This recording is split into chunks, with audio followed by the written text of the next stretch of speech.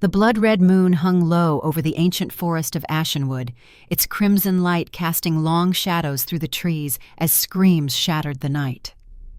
Sarah Moonshadow, just 16 summers old then, pressed her small body deeper into the hollow oak trunk where her mother had hidden her.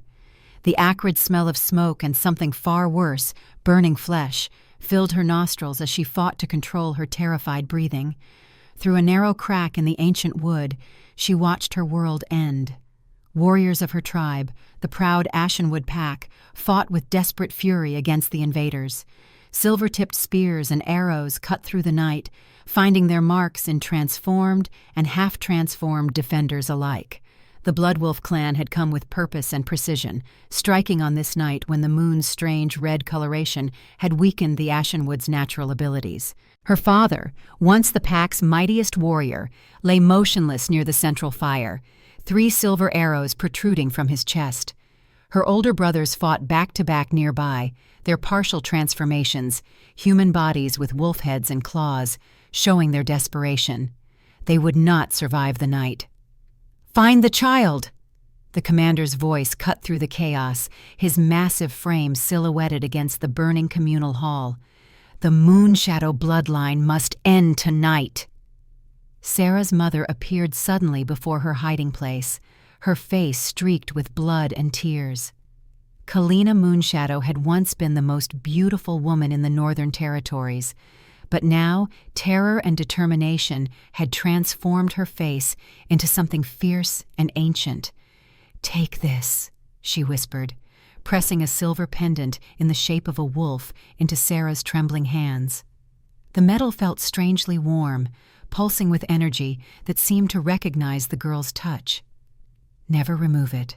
It contains our legacy, our power, the secret they hunt us for." "Mother, please," Sarah began, reaching out. "I love you more than the moon loves the night." Kalina's voice cracked as she spoke their family's ancient blessing. Then her eyes hardened as she heard footsteps approaching. "Remember who you are, daughter of Ashenwood, the last of the Moonshadow line." Before Sarah could respond, her mother sealed the opening with branches and underbrush, concealing her completely. Through small gaps in her hiding place, Sarah watched as her mother straightened, then deliberately moved away from the hollow tree, drawing the attention of their pursuers. "There, the Moonshadow witch," a gruff voice called out. Kalina turned to face them, her chin raised in defiance.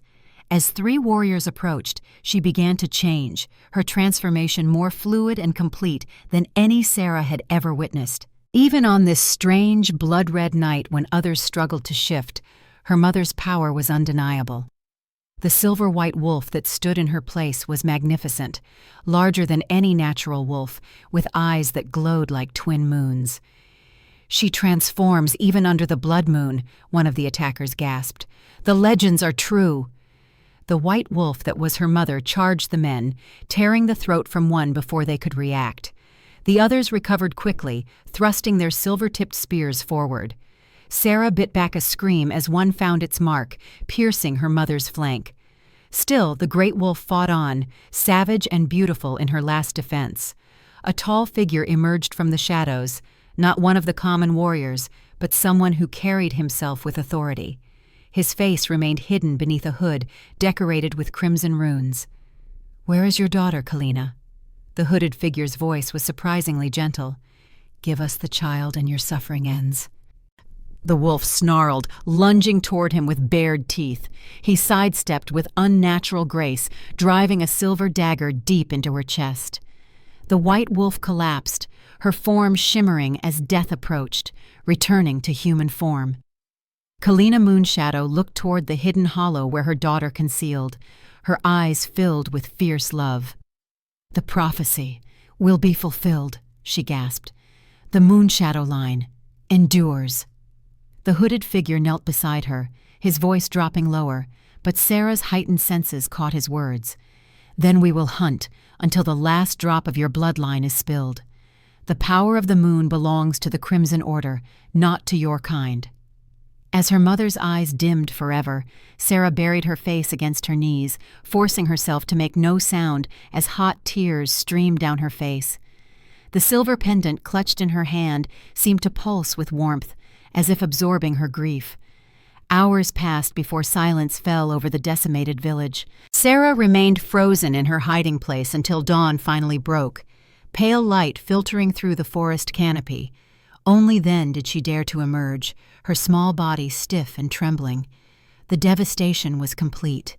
Bodies of her clan members lay where they had fallen, some in human form, others caught in various stages of transformation. The central building still smoldered, reduced to ash and blackened timbers. No survivors moved among the ruins. Sarah stood alone in the center of what had been her home, the last living member of the Ashenwood pack, the final descendant of the Moonshadow line. She was 10 years old, and her childhood had ended in a single night of fire and blood. She raised her hand, staring at the silver wolf pendant that had been her mother's final gift. Something stirred within it, responding to her touch, but whatever power it held remained as mysterious as the prophecy her mother had mentioned with her dying breath. Clutching the pendant tightly, Sarah made a silent vow as the rising sun cast her shadow long across the blood-soaked ground of her homeland. I will survive. I will remember. And someday, I will return. 10 winters had passed since that night.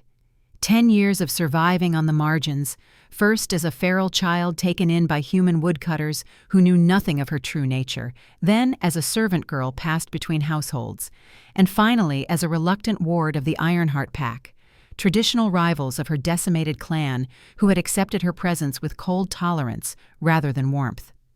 Now, at 26, Sarah Moonshadow stood before a tarnished mirror in a small, sparse chamber in the Ironheart stronghold, examining her reflection with critical eyes as she prepared for the annual mating ceremony. The woman who stared back at her was striking rather than conventionally beautiful. Long hair the color of winter moonlight, the distinctive trait of the Moonshadow line, fell in waves past her shoulders, contrasting sharply with storm-gray eyes. High cheekbones and a determined jaw gave her face a fierce quality that few men found approachable. Not that it mattered tonight. No wolf would choose the scarred outsider when so many unblemished options were available. Her fingers traced the jagged scars that ran from her left collarbone up the side of her neck, the mark left by a blood wolf warrior who had discovered her hiding in the forest days after the massacre. She had fought him off with a desperate child's strength, enough to escape, but not enough to avoid his claws. The wounds should have killed her, but something, perhaps the pendant she never removed, had helped her survive. The scars had faded from angry red to silvery white over the years, but remained clearly visible, a permanent reminder of all she had lost. Tonight, the high-necked blue dress she wore, borrowed from one of the Ironheart women, did little to conceal them.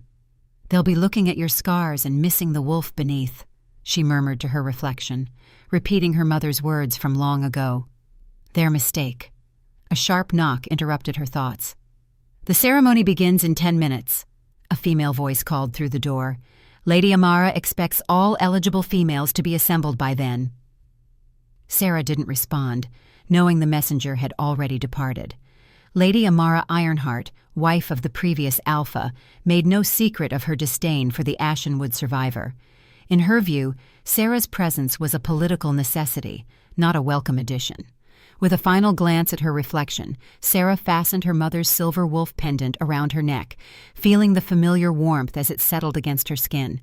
10 years, and she still couldn't access whatever power it supposedly contained. 10 years of being alone, the last of her kind, living among those who barely tolerated her existence. The great hall of the Ironheart stronghold blazed with torchlight as Sarah slipped inside, keeping to the shadows along the wall.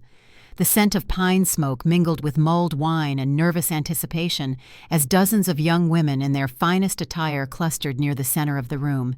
Most were daughters of the Ironheart clan, though a few represented allied packs seeking to strengthen political bonds through mating.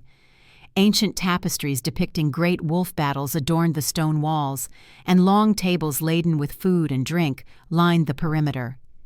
Music from bone flutes and skin drums provided a primal undertone to the otherwise civilized gathering. Victoria Ravenclaw, daughter of Desmond Ravenclaw, the Ironheart's chief advisor, stood at the center of an admiring circle, her midnight black hair arranged in elaborate braids adorned with silver threads. Her forest green gown accentuated her perfect figure, and her smooth, unmarked skin seemed to glow in the firelight. As Sarah moved along the wall, Victoria's gaze fell upon her, cold blue eyes narrowing with undisguised contempt. "The ceremony hasn't even begun, and already you're hiding in the shadows," Victoria remarked loudly enough for her entourage to hear. "Perhaps that's for the best. Those scars might frighten the younger wolves." Several girls tittered behind their hands as Sarah stiffened, fighting the urge to bare her teeth in response. "Better to bare my scars on the outside where all can see them," Sarah replied evenly, "than to hide one's true nature beneath a pretty face." Victoria's smile hardened. Bold words from a packless stray. "Remember your place here, Moonshadow. You exist on my father's charity, and nothing more." Before Sarah could respond, a hush fell over the gathering as Elder Thorn, the ceremony master, entered the hall. His ancient frame moved with surprising grace as he took his position near the main hearth, raising gnarled hands for silence. "For generations beyond counting," his voice rang out, surprisingly strong for one so aged, "we have gathered when the first snow touches our mountains to strengthen our bloodlines through the sacred bond of mating. Tonight, under the watchful eye of the moon, our young males will choose their life partners from among you." Sarah watched as the eligible females lined up in the center of the hall, Victoria taking her place at the front, chin held high with the confidence of one who had been promised the greatest prize. Reluctantly, Sarah joined the end of the line, ignoring the whispers that followed her. "Let them enter," Elder Thorn commanded. The massive oak doors swung open to admit a group of young male werewolves, most in their early 20s to 30s, all standing tall and proud. They circled the women slowly, evaluating potential mates with hungry eyes. Tradition dictated they would each choose by standing before their selected female, who could then accept or decline the offer. Sarah kept her gaze forward, refusing to show the discomfort she felt as several males passed by her, some staring at her scars with barely concealed revulsion, others simply ignoring her presence entirely. One young warrior approached her, his interest evident in his appraising gaze. For a moment, Sarah's heart quickened, not from attraction, but from the sudden possibility of belonging somewhere, of having a defined place. Then his eyes fell upon her scars, and his expression shifted to one of pity mingled with distaste. He moved on without a word. The pattern repeated twice more, initial interest followed by rejection once her imperfections became apparent. Sarah maintained her composure, though each dismissal stung more than she cared to admit. Suddenly, the atmosphere in the hall changed. The temperature seemed to drop several degrees as the massive double doors slammed open with unexpected force. Conversation halted abruptly as all eyes turned toward the entrance. Gabriel Ironheart, alpha of the pack for the past 5 years, stood in the doorway. At 38, he was in his prime, tall and powerfully built, with midnight black hair streaked with silver at the temples. His face, handsome despite several battle scars, remained set in its perpetual expression of cool authority. Eyes the color of winter ice surveyed the gathering with calculating precision. Whispers erupted throughout the hall. The alpha rarely attended these ceremonies, having refused all potential mates since assuming leadership after his father's death. Most assumed he would eventually choose Victoria Ravenclaw, cementing the alliance between the Ironheart family and their most powerful supporters. Gabriel moved into the hall with predatory grace, his steps deliberate as the crowd parted before him. The younger males bowed their heads in respect and submission as he passed. Desmond Ravenclaw stepped forward, his thin face alight with anticipation. "My alpha," he said, his voice carrying throughout the suddenly silent hall. "We are honored by your presence at this sacred ceremony." Gabriel acknowledged him with the barest inclination of his head, his gaze continuing to sweep the room until it settled, unexpectedly, on Sarah. Their eyes met across the crowded hall, and Sarah felt a strange jolt of recognition, though she had never stood this close to the alpha before. Something in his icy gaze seemed to see past her scars, past the defensive walls she'd built over 10 years of isolation. For a heartbeat, she felt exposed in a way that had nothing to do with physical appearance. Then Gabriel Ironheart did the unthinkable. He moved through the crowd with purposeful strides, ignoring Victoria's expectant smile, passing all the other eligible females until he stood directly before Sarah Moonshadow. The hall fell into shocked silence. Victoria's face contorted with disbelief and rage. Desmond Ravenclaw went rigid, his diplomatic mask slipping to reveal fury beneath. "Sarah of Ashenwood." Gabriel's voice was deep and commanding, resonating through the hall. "I choose you as my mate." Gasps and murmurs erupted around them. Sarah herself stood frozen, unable to comprehend what was happening. The Alpha's expression revealed nothing of his thoughts, but his eyes held hers with unwavering intensity. "My lord," Desmond's voice cut through the commotion, strained with barely controlled anger. "Perhaps we might discuss this selection in private before—" "Silence!" Gabriel did not raise his voice, but the single word carried such authority that Desmond fell immediately quiet. "My choice is made." Elder Thorne approached, his ancient face revealing nothing of his thoughts about this unprecedented selection. "As is tradition," he intoned, "the chosen may accept or decline." All eyes turned to Sarah, awaiting her response. She stood motionless, mind racing. Why would the Alpha choose her? What game was being played? Yet the alternative, declining and facing the wrath of both Gabriel and those who already resented her presence, seemed equally dangerous. "I accept," she said, her voice steady despite her internal turmoil. Gabriel extended his hand, palm up. After a moment's hesitation, Sarah placed her hand in his. His fingers closed around hers, warm and strong, as Elder Thorne raised his staff. "The Alpha has chosen," he announced. "The pact is sealed." As tradition dictated, Gabriel led Sarah to the east balcony for the private conversation that would establish the terms of their union. The crowd parted before them, faces displaying emotions ranging from shock to outrage to calculating assessment. The last thing Sarah saw before they left the hall was Victoria Ravenclaw's face, contorted with a hatred so pure it transcended mere disappointment. In that moment, Sarah knew she had made an enemy whose vengeance would be terrible. The eastern balcony overlooked the vast territories of the Ironheart Pack, dense forests and rolling hills, all bathed in silver moonlight. The night air was crisp with approaching winter, carrying the scent of pine and distant snow. Sarah stood at the stone balustrade, gathering her thoughts as Gabriel closed the heavy door behind them, sealing them off from the curious eyes and ears of the pack. For a long moment, neither spoke. The silence stretched between them, filled only by the distant howl of a wolf deep in the forest below. "Why?" Sarah finally asked, turning to face him. "Why choose the scarred outsider when you could have had any female in that hall? When everyone expected you to choose Victoria?"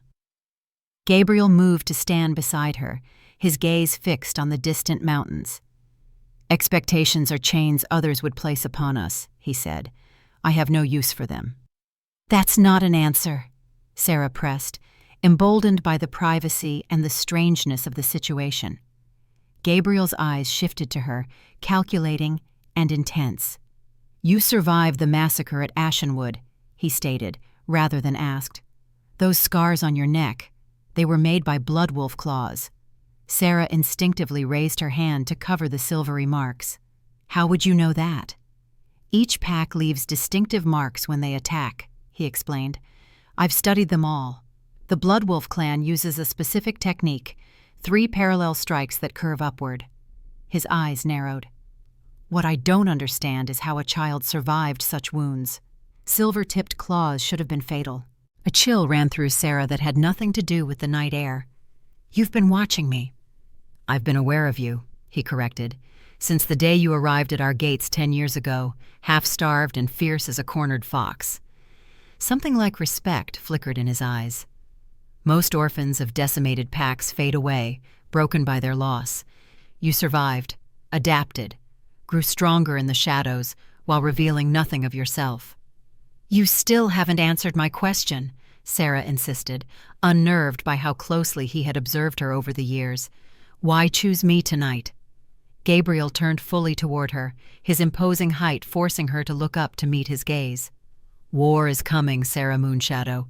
Bloodwolf is mobilizing along our southern border, gathering allies from among the lesser packs. Their ambitions have grown since they destroyed your clan. Sarah's heart began to pound harder. And what does that have to do with me? Everything. Gabriel's voice dropped lower. They didn't just attack Ashenwood for territory. They were hunting for something specific, something they believed your family possessed. The pendant beneath Sarah's dress seemed to grow warmer against her skin, as if responding to Gabriel's words. How could you possibly know that? Because I was there that night, he revealed, his expression darkening with old memories. Not as an ally of Bloodwolf, he added quickly, seeing the alarm in her eyes. My father sent me with a small contingent to warn your clan of the impending attack. We arrived too late. The massacre had already begun. We engaged the rear guard of the Bloodwolf forces, but couldn't break through to the village.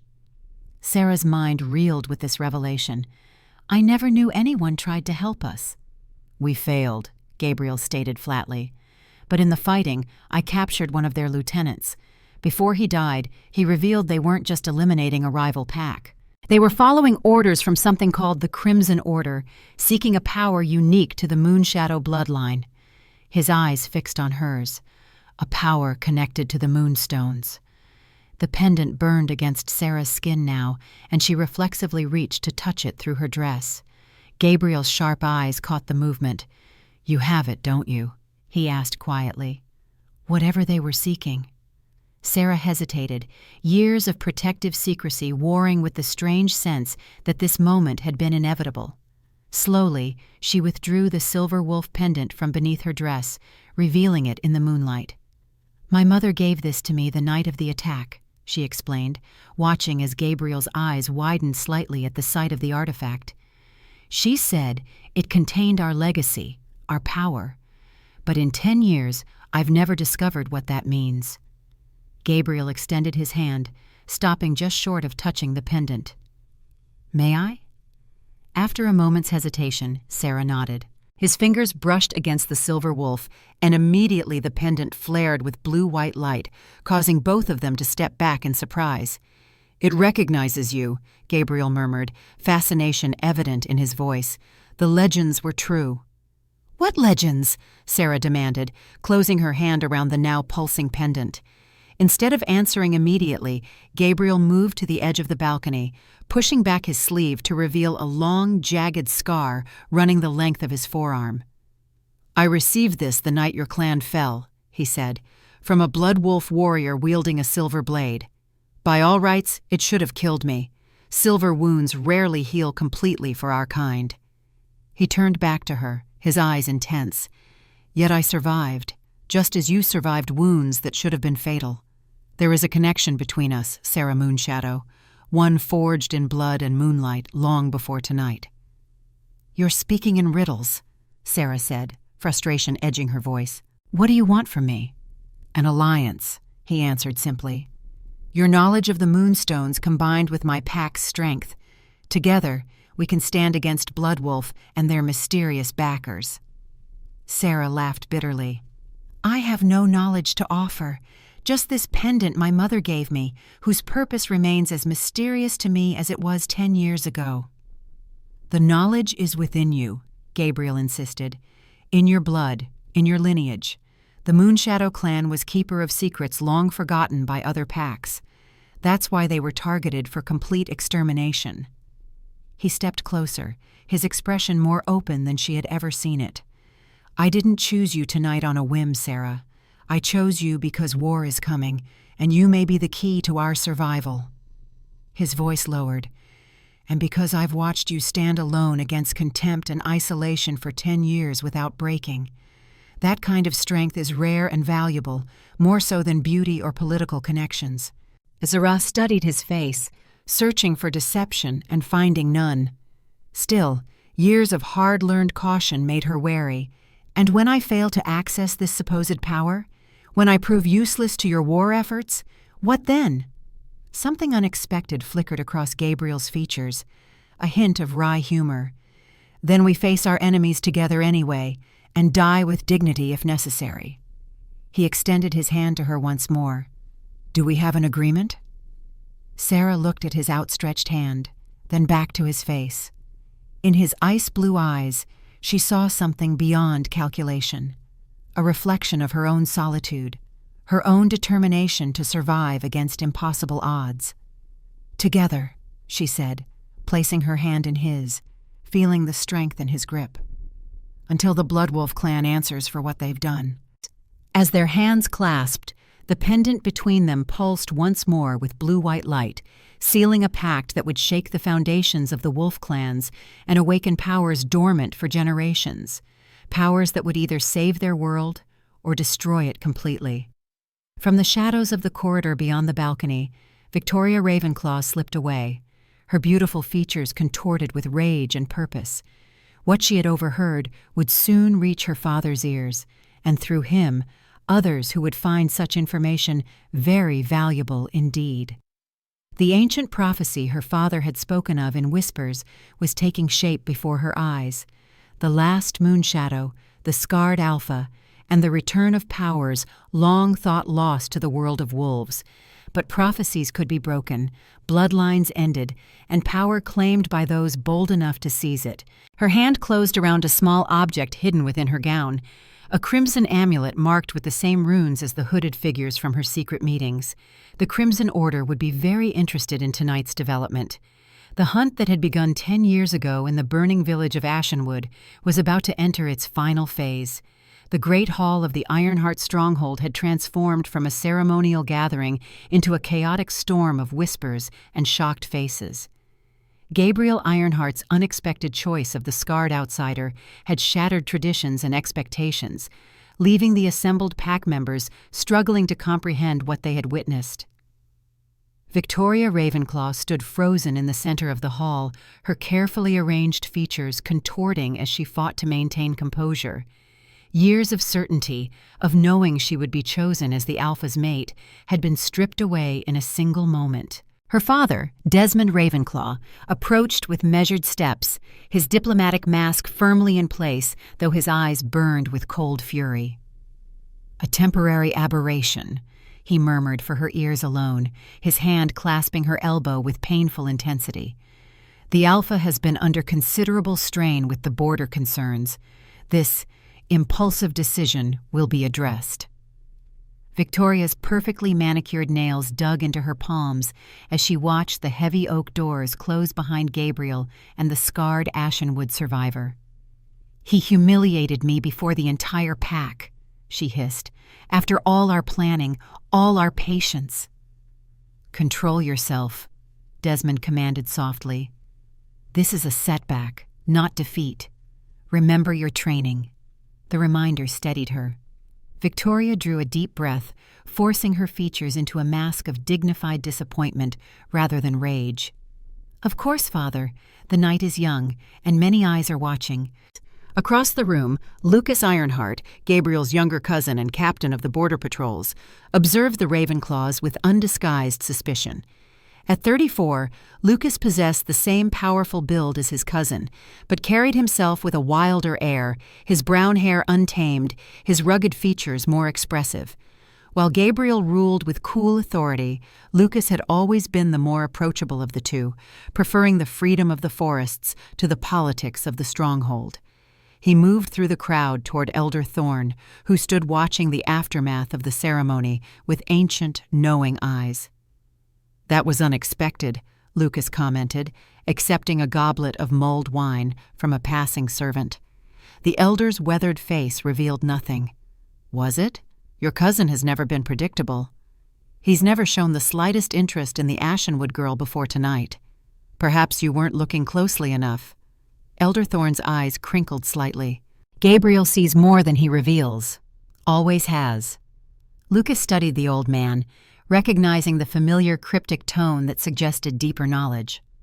"What do you know that the rest of us don't, Elder?" "Many things," Thorne smiled faintly, "most of which are best left unspoken until the proper time." His gnarled hand clasped Lucas's forearm. "Watch the Ravenclaws tonight. I fear their disappointment may manifest in dangerous ways." Before Lucas could press for clarification, the elder had slipped away into the crowd, leaving him with uneasiness settling in his gut. Lucas's sharp eyes found Victoria again, noting how she now moved through the gathering with practiced grace, accepting condolences from her allies with a martyr's smile. "Dangerous indeed," he muttered, draining his wine before heading toward the eastern corridor. His cousin would have questions that needed answers, and Lucas had returned from the border patrols with troubling news that couldn't wait for morning. On the eastern balcony, the agreement between Gabriel and Sarah had been sealed with a handshake and the mysterious pulsing of the moonshadow pendant. Now they stood in momentary silence, each assessing the implications of their pact. "The Council will fight this," Sarah said finally. "Desmond Ravenclaw has been positioning his daughter as your mate for years. He won't simply accept defeat." Gabriel's expression hardened. "Desmond serves at my pleasure, not the reverse. He would do well to remember that." "Power isn't always about formal authority," Sarah countered. "He has allies throughout the pack, influence built over generations, and I am an outsider with no standing." A ghost of a smile touched Gabriel's lips. "You understand politics better than many born to it. When you live in the shadows, you learn to watch those who walk in the light," she replied, "especially those who might wish you harm." Gabriel nodded, studying her with new appreciation. "After tonight's ceremony, we'll announce our formal union at the next full moon. That gives us 3 weeks to prepare the pack for acceptance and to begin investigating the power of your pendant." "And if I can't unlock its secrets in 3 weeks?" Sarah asked, her hand closing protectively around the silver wolf. "Then we adapt," Gabriel answered simply. "A warrior who cannot change tactics in the face of new information is already defeated." A sharp knock interrupted them. Gabriel's posture tensed slightly, then relaxed as a familiar voice called through the door. "It's Lucas. We need to talk." Gabriel glanced at Sarah, who nodded her understanding. "Enter," he commanded. Lucas pushed open the heavy door, his expression grave. He paused momentarily upon seeing Sarah, then offered a respectful nod before turning to his cousin. "I apologize for the interruption, but my patrol returned with news that cannot wait until morning."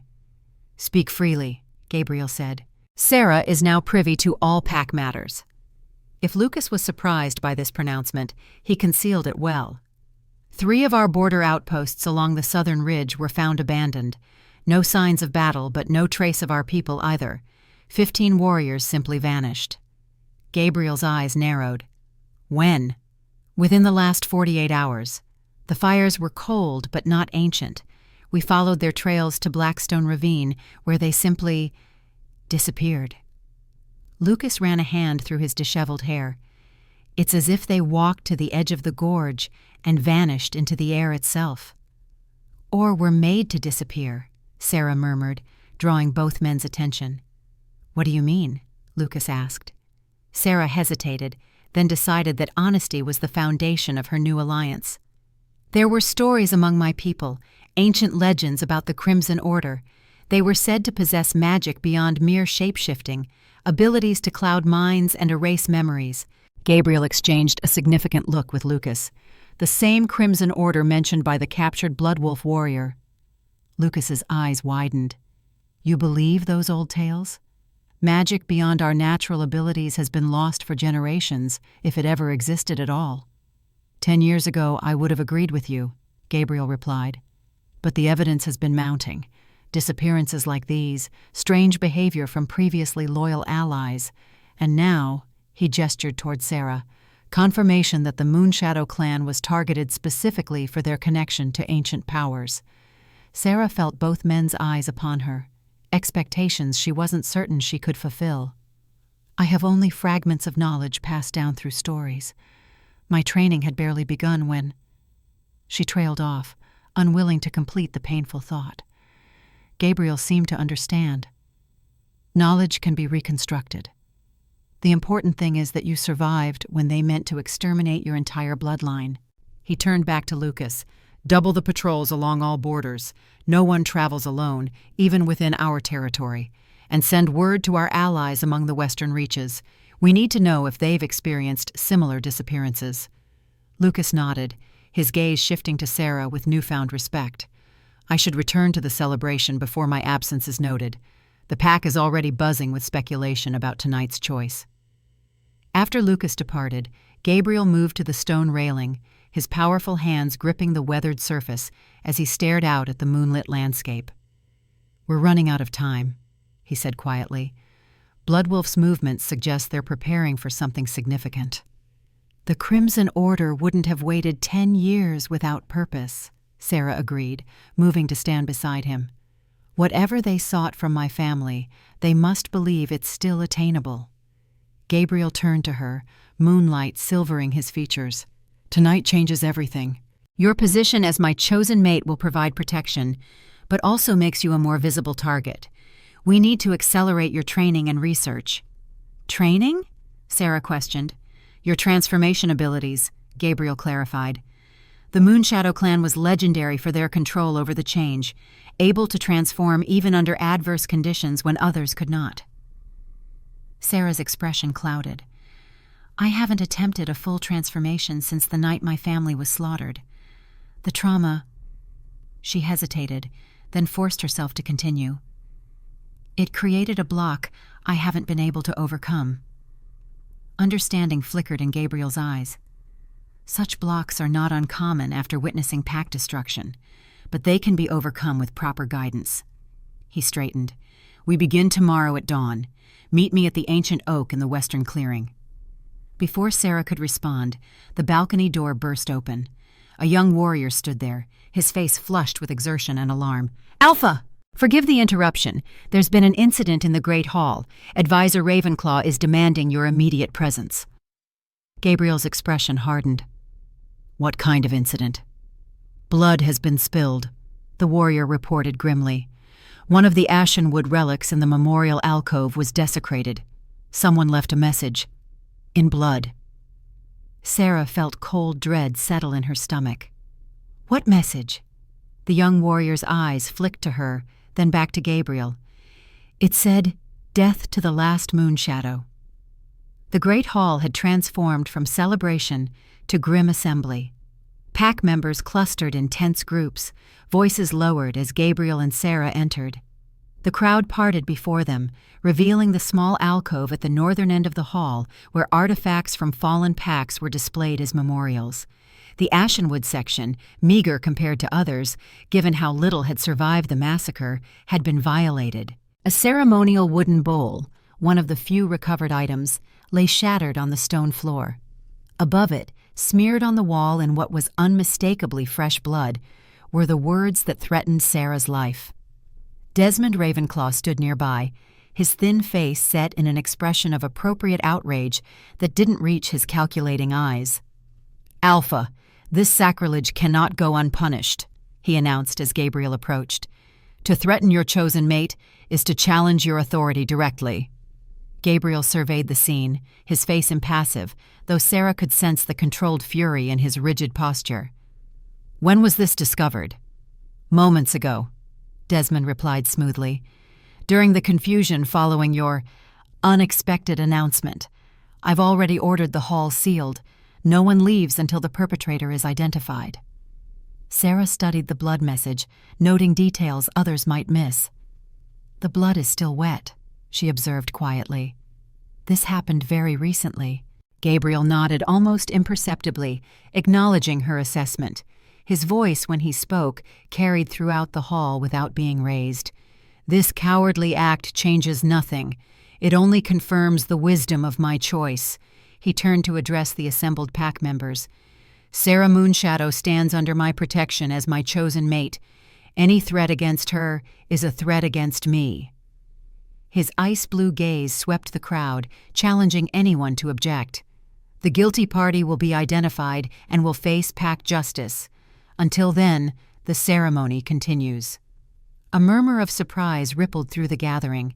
Traditionally, such a threat would have ended the festivities immediately. "My Alpha," Desmond interjected cautiously, Perhaps caution would suggest, "The ceremony continues," Gabriel repeated, his tone brooking no argument. "Our enemies would like nothing better than to see us scatter in fear at the first sign of threat. We are Ironheart. We do not cower." Pride swelled within Sarah despite her concern. Gabriel was using the incident to strengthen his position, rather than allowing it to undermine his authority. "Lucas," Gabriel called, spotting his cousin near the edge of the crowd. "Assemble a team to investigate. I want the culprit identified before moonset." As the crowd reluctantly resumed the interrupted celebration, Victoria Ravenclaw appeared at Sarah's side, her perfect features arranged in a mask of concern. "How terrifying for you," she said, her voice honey over steel, "to be so publicly threatened on what should be your night of triumph." Sarah met her gaze steadily. "Threats in the shadows have followed me for 10 years. At least this one has the courage to be visible." Victoria's smile never faltered. "Such bravery. One wonders if it will last when the next threat comes not in blood on a wall, but steel in the dark." She leaned closer, her voice dropping to a whisper. "The Alpha's protection extends only so far, Moonshadow. There are places even he cannot reach." Before Sarah could respond, Victoria had glided away, rejoining her circle of supporters with practiced grace. The encounter left Sarah unsettled, not by the implied threat, but by the absolute conviction behind Victoria's words. Across the room, Gabriel was engaged in conversation with several council members, his expression stern as he evidently fielded questions about his unprecedented choice. Sarah watched him, still struggling to reconcile the remote, authoritative Alpha she had observed from a distance for 10 years, with the man who had revealed vulnerability and purpose on the balcony. "Don't let Victoria rattle you," a male voice said from beside her. "Her bite is limited by her father's ambitions." Sarah turned to find Lucas Ironheart standing nearby, his expression friendly but assessing. "You heard?"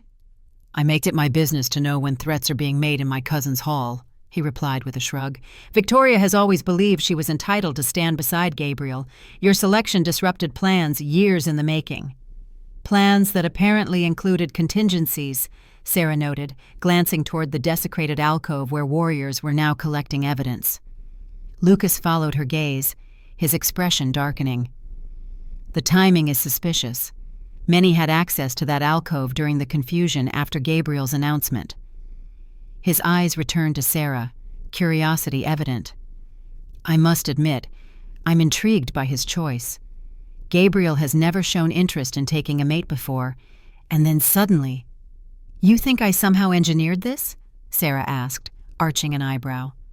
Lucas laughed, the sound surprisingly warm in the tense atmosphere. "No, Gabriel is not a man who can be manipulated or seduced against his will. I'm simply curious what he sees in you that the rest of us have missed these past 10 years. Perhaps he simply appreciates someone who doesn't approach him with agenda in hand," Sarah suggested dryly. "Everyone has an agenda," Lucas countered, though his tone remained light. "The question is whether it aligns with his." He studied her with renewed interest. "What do you want from this arrangement, Sarah Moonshadow? Power? Revenge? Security?" "The truth," she answered without hesitation. "About what happened to my family, about this pendant I carry, about why the Crimson Order has hunted my bloodline for generations." Something shifted in Lucas's expression. Surprise, followed by a flash of respect. "Truth is a rare currency in pack politics." He inclined his head slightly. "For what it's worth, I think Gabriel has chosen well.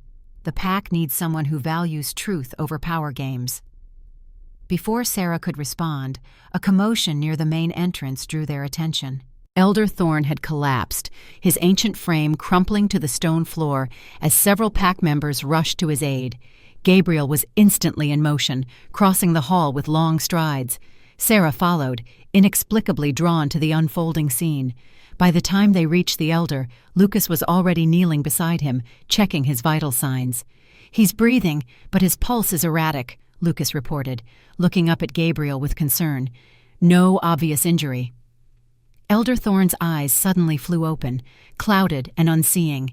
His gnarled hand shot out, grasping Sarah's wrist with surprising strength. "The moon reveals what darkness hides," he rasped, his voice unnaturally deep. "The blood of the mother flows in the daughter. When moonstone touches silver shadow, the truth will emerge." A hush fell over the nearby crowd as the elder's cryptic words registered. His clouded eyes seemed to focus briefly on Sarah's face. "They come with the crimson moon," he continued, his voice fading. "3 nights hence, the barrier weakens, the door opens." With that, his grip slackened and his eyes rolled back. Lucas quickly checked his pulse again. "He's stabilizing, but needs the healers immediately." As warriors carefully lifted the elder, Gabriel turned to Sarah, his expression grave. "It seems our timeline has accelerated. 3 nights until the crimson moon, a rare celestial event when the moon takes on a blood-red hue." "The night my family was slaughtered," Sarah whispered, realization dawning. "It happened under a crimson moon." Gabriel nodded grimly. "The Crimson Order draws power from such nights. If Elder Thorne's vision is accurate, they plan something significant when the moon bleeds again." The implications settled over Sarah like a physical weight. 3 days to uncover secrets buried for generations. 3 days to prepare for enemies whose powers remained largely unknown. 3 days to justify Gabriel's faith in her. Later that night, after the elder had been stabilized and the celebration had ended with a mixture of excitement and tension, Sarah found herself in new quarters, chambers adjacent to Gabriel's, befitting her status as his chosen mate. The rooms were luxurious compared to her previous accommodation, with finely woven tapestries, a large hearth, and a canopied bed that could have slept 3. She stood by the window, gazing out at the moonlit forests beyond the stronghold walls, her mind racing with the events of the evening. From outcast to Alpha's mate in a matter of hours, with a death threat and prophetic warning to complement her elevation. It seemed unreal, like one of the tales told around winter fires. A soft knock at her door interrupted her thoughts. "Enter," she called, expecting perhaps a servant with final instructions for the morning. Instead, Victoria Ravenclaw glided into the room, her green gown exchanged for a simpler blue dress, though no less elegant. Her face was composed, revealing nothing of the humiliation she had suffered earlier. "I come to offer a private apology," Victoria said, her voice smooth as honey. "My words in the hall were spoken in the heat of disappointment, unseemly and unworthy of my position." Sarah regarded her warily, finding the sudden change in demeanor more concerning than the earlier hostility. "Apology accepted," she replied neutrally, "though I confess I'm surprised by your visit." "We are to be pack sisters now," Victoria said with a perfect smile. "It would be foolish to harbor resentment over what is clearly the Alpha's considered decision." She moved further into the room, her gaze sweeping the luxurious furnishings. How quickly fortunes change. Yesterday, a packless outsider with a scarred past. Today, the future alpha female with all the privileges such status entails. "I didn't seek this position," Sarah stated firmly. "Few worthy of power actively seek it," Victoria countered, reaching the window and looking out at the same view that had captivated Sarah moments before. "That's what makes them worthy." She turned, her blue eyes calculating beneath long lashes. "My father believes Gabriel chose you for political reasons, to send a message to the border packs about Ironheart's commitment to protecting refugees." "And what do you believe?" Sarah asked, curious despite her caution. Victoria's smile tightened fractionally. "I believe Gabriel Ironheart does nothing without multiple layers of purpose. The question is whether you understand what those purposes might be." She moved closer, lowering her voice conspiratorially. "Has he mentioned the curse yet?" "Curse?" Sarah repeated, keeping her expression neutral, though her interest was piqued. "The Ironheart men carry a blood curse," Victoria explained, watching Sarah's face closely for reaction. "It manifests differently in each generation, but always brings tragedy to those they love. Gabriel's father saw his mate, Gabriel's mother, wither away from a mysterious illness that no healer could treat. His grandfather accidentally killed his mate during a moon madness episode." She shrugged elegantly. "Some say it's why Gabriel has avoided taking a mate all these years. He fears whatever form the curse might take in his generation. Her blue eyes gleamed with calculated concern. I wonder if he warned you of the risk before securing your acceptance. Sarah met Victoria's gaze steadily, recognizing the psychological warfare being waged. How thoughtful of you to ensure I'm fully informed. Victoria's smile never faltered. We Pack sisters must look out for one another. She moved toward the door, then paused. Oh, I nearly forgot the purpose of my visit. My father requests your presence at the council meeting tomorrow morning. As Gabriel's chosen, your input on border security would be valuable. With that, she departed, leaving behind the faint scent of expensive perfume and the distinct impression of a predator testing defenses before a kill. Sarah returned to the window, her thoughts in turmoil. Victoria's mention of a curse could be mere manipulation, an attempt to plant seeds of doubt. Yet something in the specific details rang true, connecting with fragments Sarah had overheard during her years at the margins of pack life. A soft movement at the edge of the forest caught her attention. A figure in a hooded cloak stood at the tree line, just visible in the moonlight, staring up at her window. As she watched, the figure raised a hand, revealing a distinctive crimson glove. Then, with unnatural speed, it melted back into the darkness of the forest. Sarah's hand went instinctively to her pendant, finding it warm to the touch. The Crimson Order was watching, waiting, preparing for the blood moon that would rise in 3 nights. Whatever power they believed she possessed, whatever secrets lay dormant in her bloodline, the time for discovery was rapidly diminishing. On the other side of the stronghold, in chambers few were permitted to enter, Gabriel Ironheart knelt before a large wooden chest bound with silver. The lock responded to his touch, ancient mechanisms clicking as it recognized the bloodline of its owner. Inside, nestled on faded velvet, lay a silver dagger with runes etched along its blade, runes that matched those on Sarah's pendant. Gabriel lifted it carefully, feeling the weight of both metal and history in his hand. The weapon had been passed down through generations of Ironheart Alphas, its purpose explained in whispers from father to son. The key to ending the curse, his father had told him on his deathbed. When moonstone meets moonshadow under the crimson sky, the chains of the past will break. But beware, freedom comes at a price few are willing to pay. Gabriel studied the ancient blade, wondering if he had done the right thing in bringing Sarah into this dangerous game. The Crimson Order, the Blood Wolf clan, the curse that had plagued his family for generations, all converging around the last survivor of a massacred bloodline. He had told her part of the truth on the balcony, but not all. Some burdens were his alone to bear, at least until he could be certain that their alliance was strong enough to withstand the full weight of revelation. Until then, he would protect her as best he could, guide her toward her dormant powers, and pray that when the crimson moon rose, they would both be ready for whatever darkness it revealed. In the forest beyond the stronghold walls, the hooded figure who had observed Sarah's window rejoined 2 companions waiting in a secluded clearing. When the hood was pushed back, Victoria Ravenclaw's perfect features gleamed pale in the moonlight. "The Moonshadow Girl has settled into her new quarters," she reported, removing the crimson gloves and storing them carefully in a hidden pocket. "She suspects nothing of our connection."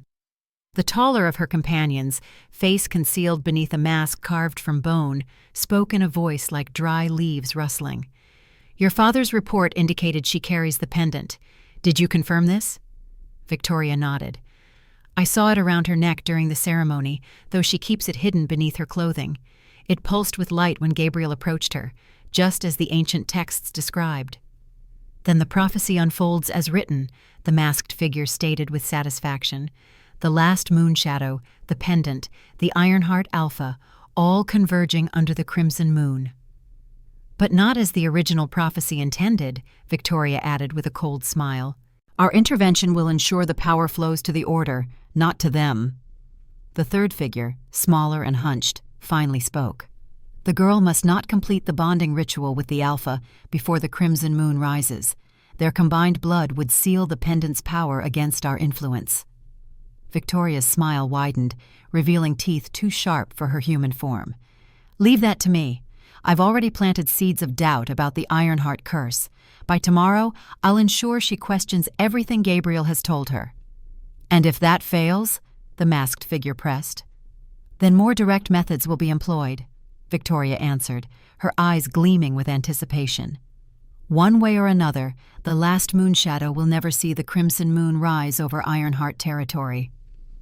As the three conspirators continued their plotting, a fourth presence watched from the branches above, silent, undetected. Lucas Ironheart had followed Victoria's suspicious departure from the stronghold, his hunter's instincts rewarded with confirmation of treachery within their highest ranks. He remained motionless until the group dispersed, Victoria returning toward the stronghold while her mysterious companions vanished deeper into the forest. Only then did he descend, landing lightly on the forest floor, his expression grim with the weight of what he had witnessed. The threat to the pack came not only from outside their borders, but from within their very walls. The question now was whether Gabriel's gambit with the Ashenwood survivor would prove their salvation or accelerate their destruction. Either way, the crimson moon would rise in 3 nights, and nothing in their world would remain unchanged by its bloody light. Dawn painted the eastern sky in hues of amber and rose as Sarah made her way to the western clearing. Gabriel's instructions had been specific. Meet at the ancient oak at first light, and despite her restless night filled with troubling dreams, she had risen before the sun. The forest was quiet around her, morning dew clinging to the undergrowth as she followed the narrow path deeper into Ironheart territory. Victoria's words about the family curse had lingered in her thoughts throughout the night. Was it mere manipulation, or a hidden truth Gabriel had chosen to withhold? Either possibility was unsettling. The ancient oak came into view as she rounded a final bend in the path. The massive tree stood alone in a natural clearing, its gnarled branches spreading wide like protective arms, its trunk so vast that 5 adults' linking hands could barely encircle it. Generations of Ironheart wolves had used this sacred space for rituals and training, the soil beneath saturated with their history. Gabriel was already there, his tall form silhouetted against the rising sun. He wore simple black training clothes rather than his formal alpha attire, emphasizing the powerful physique that his ceremonial garments usually concealed. He stood with his back to her, apparently deep in thought. "You came," he observed without turning, his keen senses detecting her presence. "I wasn't entirely certain you would." Sarah approached, stopping several paces away. "Did last night's events give you reason to doubt my commitment to our agreement?" Gabriel turned then, his ice-blue eyes studying her with that unsettling intensity she was beginning to recognize. "Not doubt, but caution. Victoria paid you a visit after the ceremony." Sarah raised an eyebrow. "You have me watched?" "I have everything of value watched," he replied matter-of-factly, "especially after a death threat appears on my walls." "And what do your watchers report of Victoria's visit?" Gabriel's expression remained unreadable.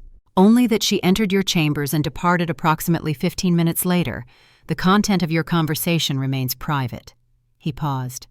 "Unless you wish to share it." Sarah considered her options carefully.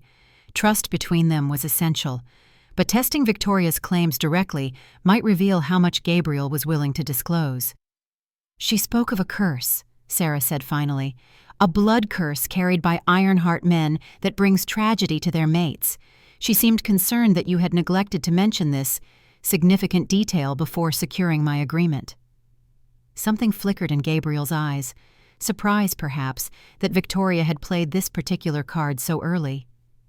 "And did you believe her?" "I believe there is truth within her manipulation," Sarah answered honestly. "The question is, how much?" Gabriel was silent for a long moment, the morning breeze ruffling his dark hair as he seemed to weigh his response. Finally, he nodded, as if coming to a decision. "There is a curse," he confirmed, his voice low. "Though not exactly as Victoria described it, the full truth is more complex and bound to the very power we seek to understand." He gestured toward the ancient oak. "Which is why we begin your training here, where the boundaries between worlds' thin and dormant abilities may awaken more easily." "You're changing the subject," Sarah observed. Gabriel's expression hardened slightly. "I'm prioritizing. The Crimson Moon rises in 3 nights. The threat from both Bloodwolf and the Crimson Order grows by the hour. Your ability to access your dormant powers may determine whether we survive what's coming." "And after that?" Sarah pressed. "If we survive the Crimson Moon, will you tell me the full truth about this curse? About why you really chose me?" "If we survive," Gabriel agreed, his tone suggesting the matter was settled for now. "But first, you must reconnect with the wolf inside you. Remove your pendant." The abrupt command caught Sarah off guard. "My pendant? Why?" "Because it interferes with what we're attempting. The pendant enhances certain abilities but can suppress others, particularly during training. It's a tool of focus, not learning." Reluctantly, Sarah lifted the silver chain over her head, feeling strangely vulnerable without the weight of the pendant against her skin.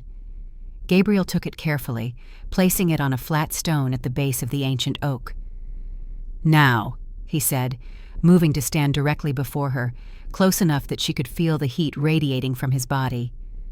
"Close your eyes and listen to my voice." Sarah hesitated, then complied, acutely aware of his proximity.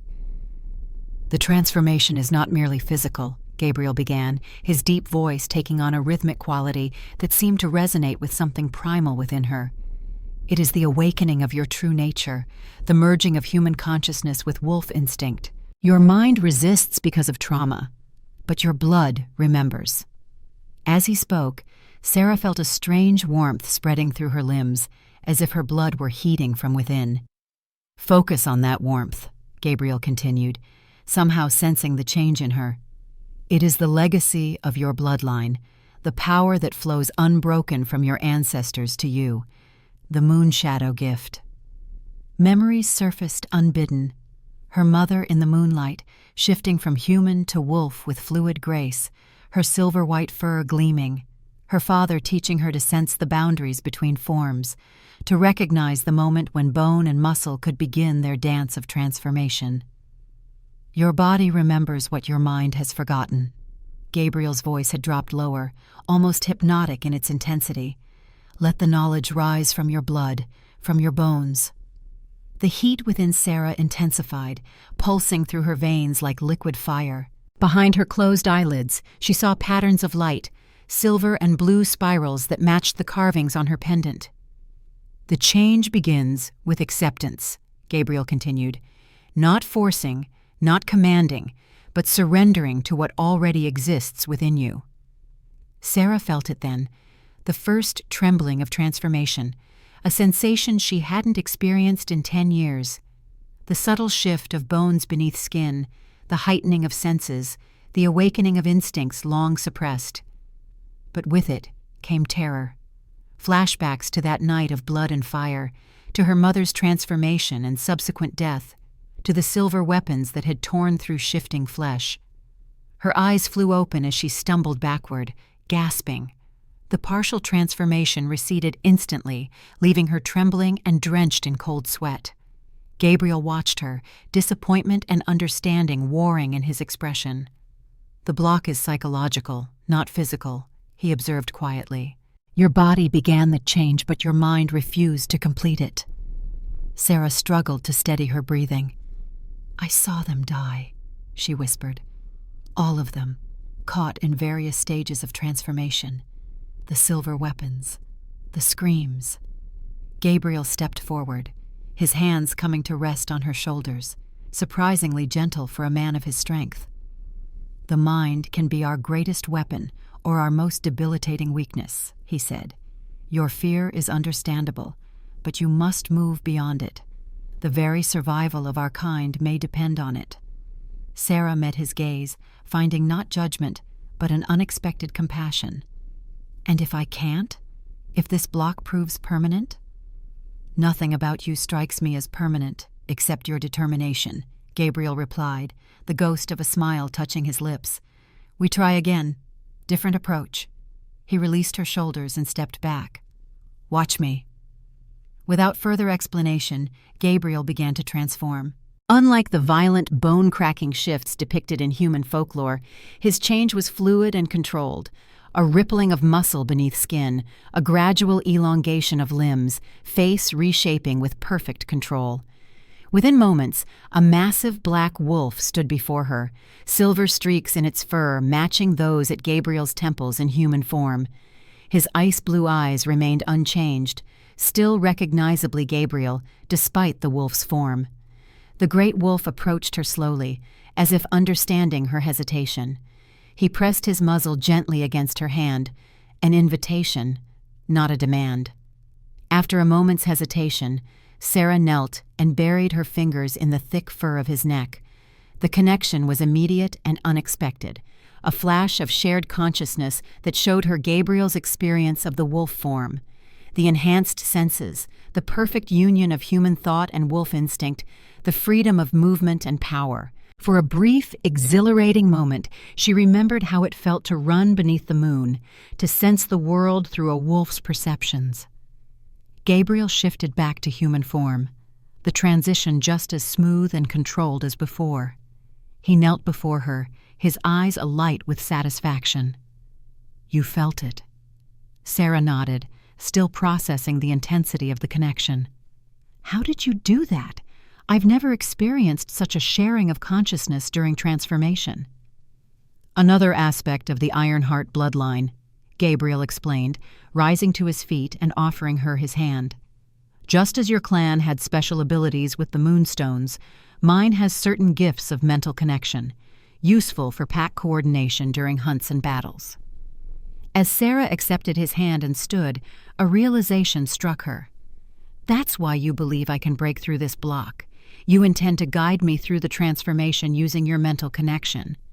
Gabriel nodded. "The Crimson Moon strengthens certain abilities. If we can establish a strong enough connection before then, I may be able to help you complete the transformation when the time comes." "And if we succeed, what then?" "Then we face the Crimson Order with every advantage we can muster." Gabriel retrieved her pendant from the stone, handing it back to her with evident respect for its significance. "But transformation is only part of what we must accomplish before the Crimson Moon rises. There are other secrets we need to uncover." As Sarah replaced the pendant around her neck, she felt its familiar warmth against her skin. "The council meeting this morning," she remembered. "Victoria mentioned her father requested my presence." Gabriel's expression darkened. "Desmond's request came without my knowledge or approval, an attempt to assert authority and test boundaries." He studied her with renewed interest. "How did you respond?" "I gave no answer," Sarah replied. "I wanted to consult with you first." Approval flickered in Gabriel's eyes. "Wise. Desmond seeks to drive a wedge between us, to demonstrate that he still controls access to pack governance despite my choice of mate." He considered for a moment. "We will attend together. Your presence at the council is appropriate as my chosen, but Desmond must learn that you answer to me, not to him." They began walking back toward the stronghold, the morning sun now fully risen above the forest. Sarah sensed Gabriel had more to say and remained silent, allowing him space to organize his thoughts. "There is something you should see before the council meeting," he said finally. "Something few outside the Ironheart bloodline have been permitted to witness." "Another secret?" Sarah asked, unable to keep a hint of dryness from her tone. Gabriel cast her a sideways glance. "The most important one. The true reason behind the curse Victoria mentioned, and perhaps the key to understanding why the Crimson Order has hunted your bloodline for generations." The passageway descended deep beneath the Ironheart stronghold, carved from the living rock of the mountain itself. Torches flickered in iron brackets along the walls, casting dancing shadows as Gabriel led Sarah deeper into the earth. The air grew cooler with each step, carrying the scent of ancient stone and something else, a mineral sharpness that tickled her senses. "These tunnels predate the Ironheart clan," Gabriel explained as they descended. "Our ancestors found them when they first claimed this territory, already ancient and partially collapsed. They rebuilt only what was necessary, leaving the deeper sections untouched out of respect, or perhaps fear." "Fear of what?" Sarah asked, noting how the stone walls had transitioned from rough-hewn blocks to smoothly polished surfaces that seemed to glow faintly from within. "Of what they found at the center," Gabriel replied cryptically, "what only the Alpha bloodline has been permitted to witness since we claimed these lands." The passage widened into a small antechamber where the smooth walls were covered in spiraling runes, symbols that matched those on Sarah's pendant. She touched them wonderingly, feeling a faint vibration beneath her fingertips. "Moonshadow writings," she whispered in recognition. "But how?" "Your clan wasn't always forest dwellers," Gabriel explained, watching her reaction carefully. "According to our oldest records, the Moonshadow Pack once ruled from these mountains, centuries before the Ironheart claimed them. They abandoned this place suddenly, for reasons lost to history, spreading into smaller territories throughout the northern forests."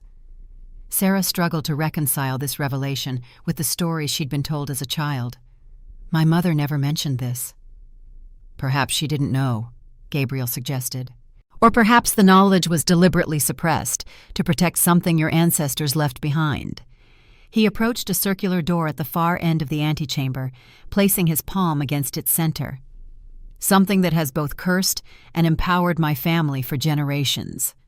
The door responded to his touch, ancient mechanisms whirring to life as it slowly spiraled open. A soft, blue-white light spilled from the chamber beyond, illuminating their faces with its ethereal glow.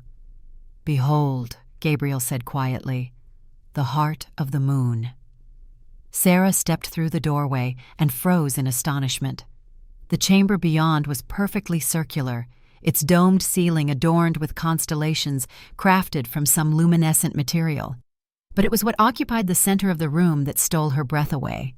A massive crystal formation rose from the floor like a natural spring frozen in mid-flow, its surface faceted and gleaming with internal light. The same blue-white radiance as her pendant, but magnified 1,000-fold. Smaller crystals emerged from the walls at regular intervals around the chamber, each pulsing in rhythm with the central formation. "Moonstone," Sarah breathed, recognition flowing through her blood, even though she had never seen such a massive specimen. "Pure and untouched." Gabriel nodded, moving to stand beside the central formation. "The largest known deposit in existence. My ancestors discovered it when they claimed these mountains and built their stronghold above it, believing it would grant them power and protection." His expression darkened. They were partially correct. Sarah approached the crystal cautiously, feeling its energy calling to the pendant around her neck. The silver wolf began to glow in response, pulsing with the same rhythm as the larger formation. "The heart of the moon grants the Ironheart certain abilities," Gabriel continued, watching as Sarah circled the central crystal. "Enhanced strength, accelerated healing, the mental connection I demonstrated this morning. But it came with a price." "The curse," Sarah murmured, understanding dawning. "Prolonged exposure to moonstone without proper knowledge of its nature." Gabriel looked at her sharply. "You know of this?" Sarah nodded slowly, fragments of childhood lessons resurfacing. "My mother spoke of it. Moonstone must be handled with specific rituals and protections. Raw exposure can enhance abilities, but also creates imbalances over time. The Moonshadow clan developed techniques to safely channel its power through crafted items, like my pendant." She touched the glowing pendant thoughtfully. "This is why the Crimson Order hunted my family, not just for our knowledge of finding moonstones, but for our understanding of how to use them safely." "And why they now pursue you with such determination," Gabriel agreed grimly. "The last keeper of that knowledge." Sarah studied the magnificent crystal, her mind racing with implications. "Your ancestors built their stronghold atop this deposit without understanding its nature. Generation after generation of Ironheart alphas exposed themselves to its influence without proper protection." She looked at Gabriel with new comprehension. "The curse manifests differently in each generation because each alpha's interaction with the stone is unique." "My father wasted away from a disease that began in his dreams," Gabriel confirmed quietly. "My grandfather succumbed to uncontrollable rages during the full moon. My great-grandfather lost his mind piece by piece until he could no longer recognize his own mate." "And you?" Sarah asked, noting the faint lines of strain around his eyes. "How does the curse manifest in you?" Gabriel's gaze was steady, but haunted. "Dreams, at first. Visions of possible futures that bleed into waking hours, increasingly difficult to distinguish from reality." He gestured to the crystal.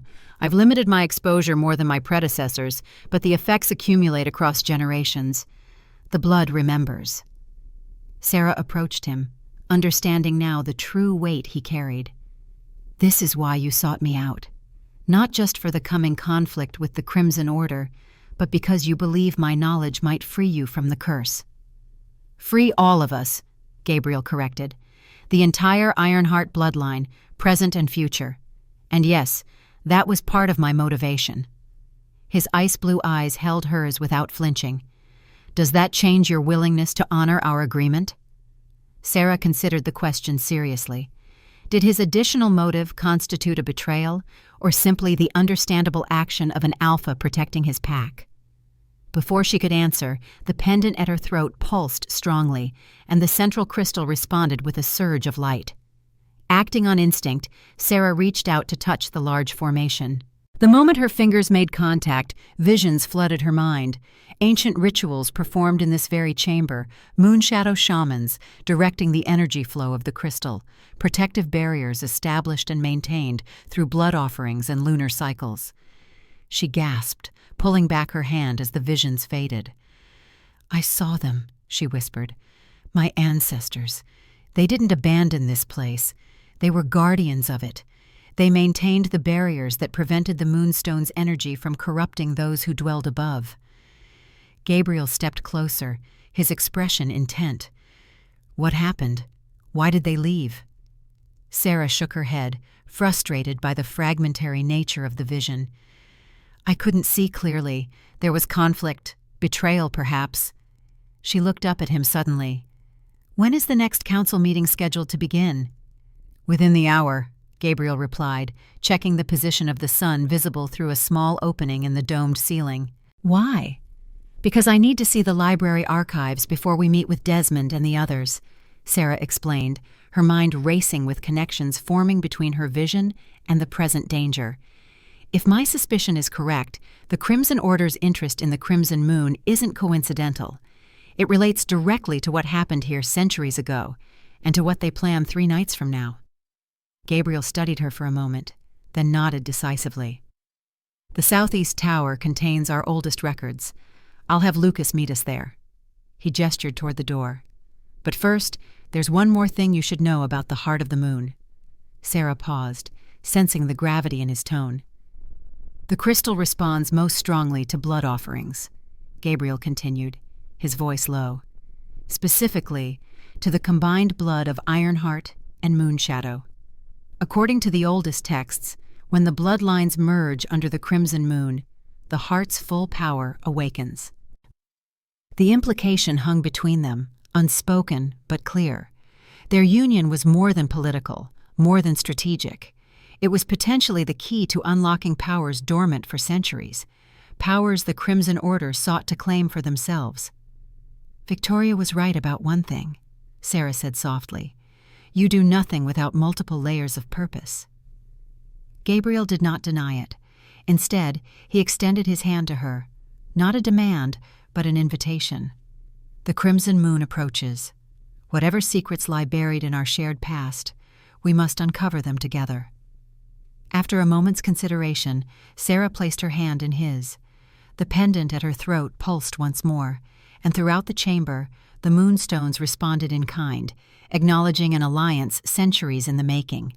The ancient library in the Southeast Tower was a testament to the Ironheart clan's respect for knowledge. Circular in design, with bookshelves lining the walls from floor to ceiling, it contained records dating back to the pack's earliest days.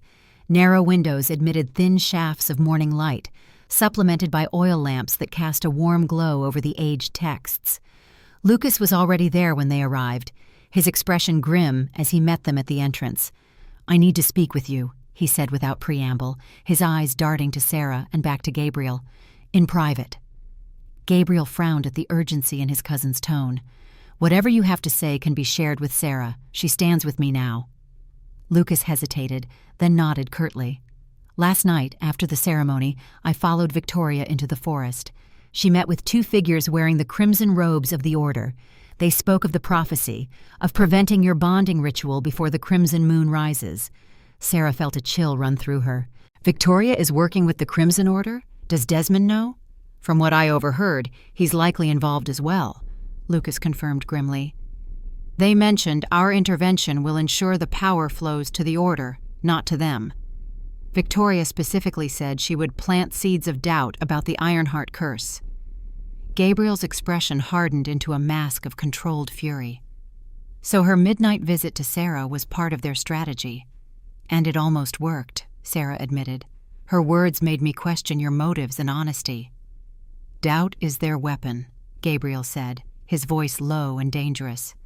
Division their strategy. The Ravenclaw family has been positioning themselves for generations, it seems. Lucas nodded. There's more. They fear a blood bond between you before the Crimson Moon. Victoria said if her psychological tactics failed, more direct methods would be employed. A threat on Sarah's life, Gabriel translated, his hand unconsciously moving to the hilt of the knife at his belt, consistent with the message in blood left in the Great Hall. We can't confront them directly without proof, Lucas warned. The Ravenclaws have too many allies on the council. We need evidence that will convince even their supporters. Sarah moved to one of the ancient bookshelves, her fingers tracing the spines of leather-bound volumes. Perhaps the evidence we need lies in the past. If the Crimson Order and the Ravenclaws have been connected for generations, there might be records. What exactly are we looking for? Lucas asked, joining her at the shelves. Accounts of why the Moonshadow clan abandoned the mountains, Sarah explained, selecting a promising volume. References to a conflict or betrayal involving the Heart of the Moon. Lucas's eyes widened slightly. Gabriel showed you the heart? Few outside the bloodline have seen it. Few outside the bloodline would understand its significance, Gabriel replied, moving to another section of shelves. Sarah's ancestors were its original guardians. The three worked quickly, sorting through the oldest records, searching for references to the Moonshadow clan's departure. Time was limited, with the council meeting approaching, but Sarah felt driven by an urgency that transcended mere politics. The answers they sought might determine not just their strategy for the coming confrontation, but the very survival of both bloodlines. Here, Lucas called after several minutes of intensive searching, a journal from Alpha Thorn Ironheart, dated nearly 300 years ago. He carefully opened the fragile volume, scanning the faded text. It references a great betrayal that forced the Moon Guardians to flee the mountain. Sarah joined him, peering at the ancient handwriting. Does it name who betrayed them? Lucas continued reading, his expression growing increasingly troubled.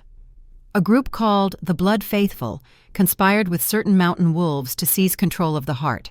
They slaughtered many guardians during a blood moon ritual, but the survivors escaped with key artifacts, including the silver key that unlocks the heart's true power. My pendant, Sarah whispered, touching the wolf-shaped silver at her throat. The silver key. Gabriel had joined them, his tall form casting a shadow over the ancient text. The Blood Faithful would be the precursors to the modern Crimson Order, but who were their allies among the mountain wolves? Lucas turned another brittle page, then stopped abruptly. The conspiracy was led by Corvus Ravenclaw, chief advisor to Alpha Thorn. He looked up, meeting Gabriel's gaze. The alliance between the Ravenclaw family and the Crimson Order dates back to the original betrayal. History repeats itself, Gabriel observed grimly. Desmond follows in his ancestors' footsteps, plotting with the Order while serving as my advisor. Sarah continued scanning the journal entries. According to this, the surviving Moonshadow Guardians spread throughout the northern forests, breaking into smaller groups to protect the remaining artifacts and knowledge. They believed that one day, when the silver key returns to the heart under the blood moon, the balance would be restored. A prophecy, Lucas murmured, the same one the Order mentioned in the forest. But they intend to corrupt it, Sarah realized, to harness the power for themselves rather than restore the original protections. She turned to Gabriel urgently. This is what the Crimson Moon ritual is about.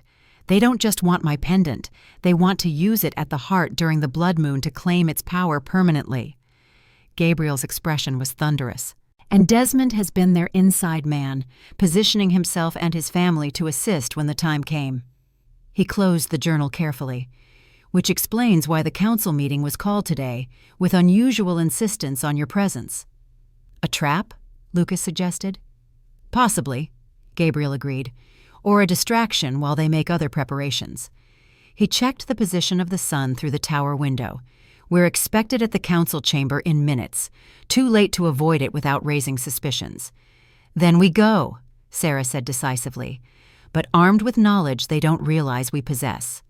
"Agreed," Gabriel nodded. "Lucas, while we occupy the council, search Desmond's quarters for evidence of communication with the Order. We need proof that will convince the entire pack of his treachery." Lucas hesitated. "Entering the chief advisor's private chambers without authorization is authorized by me, the Alpha," Gabriel cut him off. "The safety of the pack supersedes all protocols." As they prepared to leave the library, Sarah felt the pendant warm against her skin once more. Whatever happened in the coming hours, ancient forces were stirring, responding to bloodlines long separated but now reunited. The crimson moon approached, and with it, a confrontation centuries in the making. The weight of history pressed upon her shoulders as they descended from the library tower toward the council chambers. The last moon shadow, carrying the silver key to powers her ancestors had died protecting, walking knowingly into the den of those who had betrayed them centuries ago. But this time, she did not walk alone. The council chamber of the Ironheart stronghold embodied centuries of pack governance, a perfect octagonal room with high vaulted ceilings and 8 massive chairs arranged around a circular stone table. Each seat represented a different aspect of pack leadership: the Alpha, the Chief Advisor, the War Master, the Healer, the Historian, the Provisions Master, the Diplomat, and the Spirit Guide. Traditionally, only these 8 individuals were permitted within these hallowed walls during formal council sessions, with rare exceptions for witnesses or petitioners who stood in the center. Today, tradition bent as Sarah entered alongside Gabriel, not as a petitioner, but as his acknowledged equal. The council members were already assembled, their conversations dying abruptly as the Alpha and his chosen mate stepped through the heavy oak doors. Desmond Ravenclaw occupied the advisor's seat to the right of Gabriel's throne-like chair, his thin face arranged in an expression of polite neutrality that failed to mask the calculation in his eyes. "Alpha," he greeted with a slight bow of his head, "and the Ashenwood survivor. How unexpected to have you join our deliberations." Gabriel's face remained impassive as he took his seat, gesturing for Sarah to stand beside him rather than in the central petitioner's position. Another calculated break from protocol that didn't go unnoticed by the assembled council. "My chosen mate stands with me," Gabriel stated, his tone brooking no argument, "especially when matters concern threats to our territories and bloodlines." Desmond's smile tightened fractionally. "Of course. Though traditionally, mates do not participate in council matters until after the formal bonding ceremony." "Traditions evolve," Gabriel countered smoothly, "particularly in times of crisis." Osric, the burly war master with battle scars crisscrossing his weathered face, leaned forward with evident impatience. "Speaking of crisis, my patrols report increased activity along our southern borders. 3 more outposts have gone silent in the past 12 hours. 15 more warriors unaccounted for," added Freya, the healer, a slender woman with prematurely silver hair and sharp eyes that seemed to see beyond physical appearances. 27 missing wolves in 3 days, Osric continued grimly. "No bodies, no signs of struggle. They simply vanish while on patrol." Gabriel nodded, unsurprised by the information. "The pattern suggests more than simple border incursions. Something is affecting our people's minds, perhaps their very wills." "Or someone," Sarah spoke for the first time, drawing all eyes to her. She met their gazes steadily, refusing to be intimidated by their scrutiny. "The Crimson Order specializes in mind manipulation. My clan encountered similar tactics before our fall, border guards who disappeared or returned with no memory of lost time." Desmond's eyes narrowed. Fascinating theories from our unexpected guest, but I fail to see what evidence supports such claims. The evidence lies in historical patterns, Sarah replied, thinking quickly of how much to reveal about their library discoveries. The Crimson Order's tactics haven't changed in centuries, only their targets. "And you believe they now target Ironheart?" asked Thorne, the elderly historian whose keen mind belied his frail appearance. "I believe they target what lies beneath Ironheart," Sarah answered carefully, watching Desmond's reaction from the corner of her eye. A nearly imperceptible tension appeared in the chief advisor's shoulders, confirmation that her suspicions were correct. He knew exactly what lay beneath the stronghold and why the Order coveted it. "Cryptic statements serve no purpose in this chamber," Desmond interjected smoothly. "If you have relevant information about these disappearances, speak plainly." Gabriel raised a hand, silencing further debate. "The Crimson Moon rises in 3 nights. According to our oldest records, such celestial events have historically preceded major attacks by the Bloodwolf clan and their allies." "The timing aligns with the escalating border incidents," Osric agreed, his scarred face grim.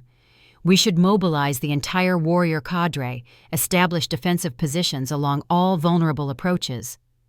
"A reasonable precaution," Desmond nodded, though something in his tone suggested reluctance. "However, spreading our forces along the entire border may leave us thin in any one location." "Unless we know where they will strike," Gabriel countered, his ice-blue gaze sweeping the council. "The Crimson Moon's power reaches its peak at midnight. Any attack utilizing its energy would logically occur then, at the stronghold itself." Sarah watched the council members' reactions carefully. Most nodded in agreement with Gabriel's assessment, but Desmond's expression remained carefully neutral. Too neutral, as if he were consciously preventing any reaction that might betray his knowledge. "A bold assumption," the chief advisor said finally.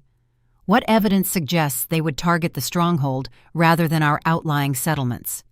"Because what they seek isn't territory," Gabriel replied, his gaze fixing on Desmond. "It's power, the same power they've sought for generations." A heavy silence fell over the council chamber. The historian, Thorne, cleared his throat nervously. "You speak of matters long kept secret, Alpha." "Secrets that have left us vulnerable through ignorance," Gabriel countered. "The time for selective knowledge has passed." Desmond rose slightly from his seat, alarm evident in his posture. "Some matters are restricted to the Alpha bloodline for good reason. Perhaps we should adjourn and discuss this privately." "No." Gabriel's voice cracked like a whip. "The full council will hear this. Our survival depends on understanding what we face." He turned to Sarah, giving a slight nod. "Tell them what you discovered in the archives this morning." Sarah stepped forward, feeling the weight of all eyes upon her.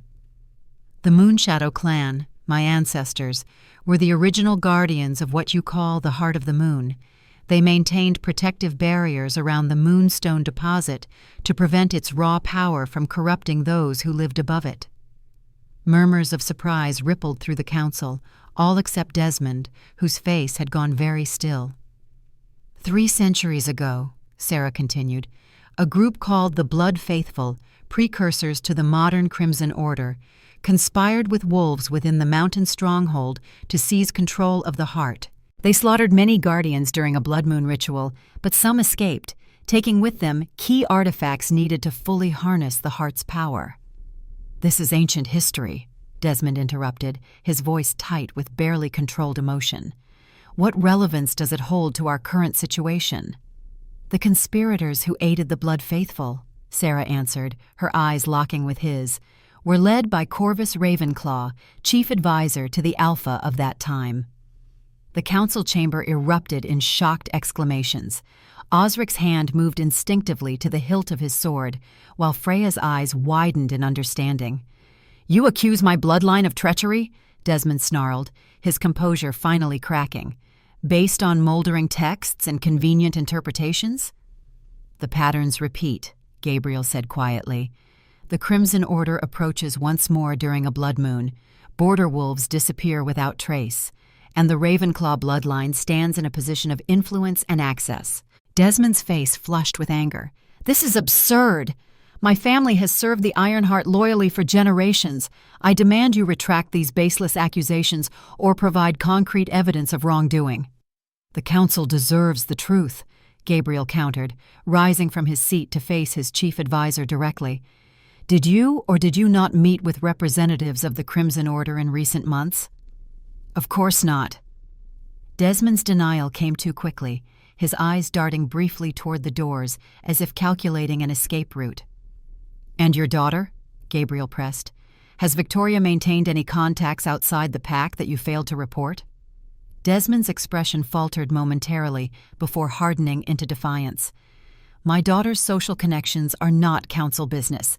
This inquisition is unprecedented and insulting to my position and bloodline." Gabriel remained unmoved. "Answer the question, Chief Advisor."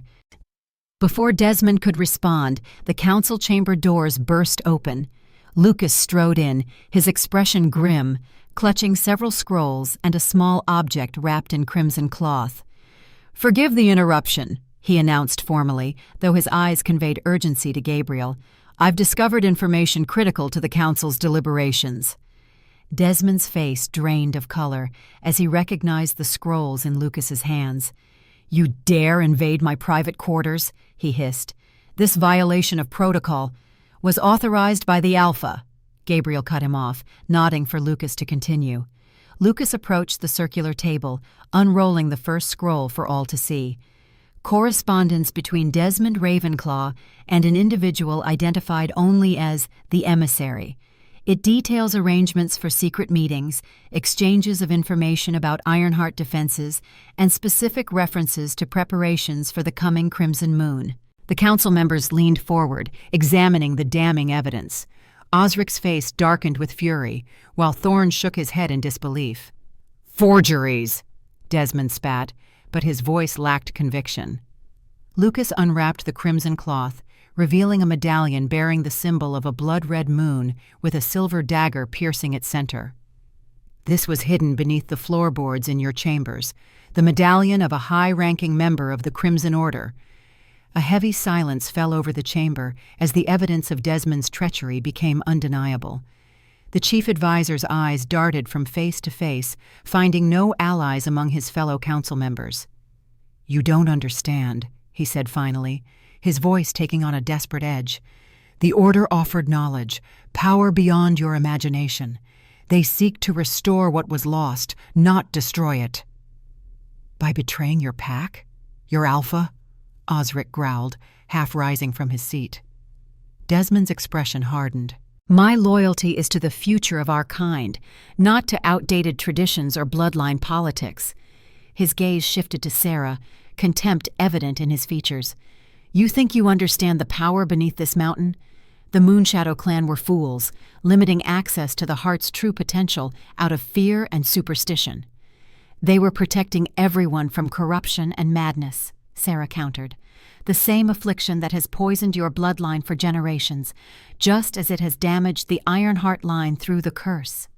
"There is no curse," Desmond laughed bitterly. "Only untapped potential that weak minds cannot handle. The Order understands what your ancestors never did. The heart's power was meant to be harnessed, not contained." Gabriel studied his chief advisor with cold fury. "And Victoria? Is she also sworn to the Order?" A strange pride crossed Desmond's features. "My daughter has risen higher within their ranks than I ever did. She was born for greatness, not to be the mate of a dying bloodline." "Where is she now?" Gabriel demanded, suddenly alert to Victoria's absence from the stronghold. A smile curved Desmond's thin lips. "Preparing for what comes with the Crimson Moon. You've won this small victory, exposing me, but you're already too late to stop what's been set in motion." He straightened, squaring his shoulders with unexpected dignity. "The Order has waited centuries for this alignment. Do you truly believe they would leave everything to chance? That exposing one agent would derail plans generations in the making?" The implication hung heavy in the air. Desmond was merely one piece in a much larger strategy. Before anyone could question him further, the chief advisor moved with unexpected speed, pulling a small vial from within his robes and raising it to his lips. "For the Crimson Order," he declared, swallowing the contents before anyone could reach him. Freya rushed forward as Desmond collapsed, but it was already too late. Foam flecked his lips as convulsions racked his body, his eyes rolling back to reveal only whites. Within moments, he lay still, a final defiant smile frozen on his lifeless face. Poison, Freya confirmed grimly after a brief examination. Fast-acting and untreatable. Gabriel's expression was thunderous as he turned to the remaining council members. The stronghold goes to full alert status immediately. Osric, mobilize all warriors and establish defensive positions at every entrance and around the heart chamber. Freya, prepare healing stations for potential casualties. Thorn, search the archives for any additional information about defending against the Order's mental manipulations. As the council members hurried to execute their orders, Gabriel turned to Lucas. Find Victoria. She won't have gone far if the ritual requires her presence during the Crimson Moon. And if she's already left the territory? Lucas asked. Then track her, Gabriel ordered grimly. Whatever it takes. When the council chamber had emptied save for Gabriel, Sarah, and the lifeless body of Desmond Ravenclaw, Sarah finally voiced the question foremost in her mind. What did he mean about plans generations in the making? What aren't we seeing? Gabriel's ice-blue eyes were troubled as they met hers. Desmond was right about one thing. The Order wouldn't risk centuries of planning on a single agent. There must be other elements in play, contingencies we haven't identified. The missing border patrols, Sarah suggested. Could they have been compromised rather than eliminated? Turned somehow? Gabriel nodded slowly. A possibility we must consider. The Order's mental manipulation abilities could potentially convert our own warriors against us. He ran a hand through his dark hair, a rare gesture of frustration. We need to accelerate your training. If the heart responds to you as the last Moonshadow, you may be our best defense against whatever the Order has planned. My transformation block remains, Sarah reminded him. One morning's practice hasn't overcome 10 years of trauma. Then we try a different approach, Gabriel replied, his expression resolute. The connection we established this morning was just the beginning. With the Crimson Moon approaching, certain barriers between minds and forms become more permeable. The implication was clear. They needed to establish a deeper bond, one that would allow Gabriel to guide her through the transformation when the critical moment arrived. The thought sent an unexpected warmth through Sarah's body, followed immediately by caution. Personal feelings had no place in their strategic alliance, especially with danger mounting by the hour. Yet as they left the council chamber, Sarah couldn't help but notice how Gabriel's hand briefly touched the small of her back, a gesture not of possession, but of reassurance. Despite the crisis unfolding around them, despite the centuries of conflict and betrayal that had brought them to this point, something else was growing between them. Something neither had anticipated when forming their alliance. The question was whether this unexpected connection would strengthen them against the coming storm, or prove to be yet another vulnerability the Order could exploit. The remainder of the day passed in a blur of preparations. The stronghold transformed from ceremonial seat of power to battle fortress with efficient precision. Warriors patrolled the corridors and walls, healers prepared bandages and medicines, and ordinary pack members secured provisions and evacuation routes should the worst occur. As twilight approached, Sarah found herself in the training grounds behind the main stronghold, where Gabriel had arranged for a more intensive session aimed at breaking through her transformation block. Lucas had departed with a tracking team in pursuit of Victoria, leaving Freya, the silver-haired healer, to assist with Sarah's training. The mind creates barriers when trauma occurs, Freya explained, her voice gentle but matter-of-fact as she arranged several small crystals in a circle around Sarah. Especially trauma associated with transformation. Your wolf recognizes the danger and refuses to emerge, believing it's protecting you. Sarah watched curiously as the healer positioned the final crystal. These are moonstone fragments? Freya nodded. Very small ones, carefully prepared to create a harmonizing field rather than raw exposure. They'll help stabilize your energies during the process. Gabriel stood nearby, observing with his arms crossed over his broad chest.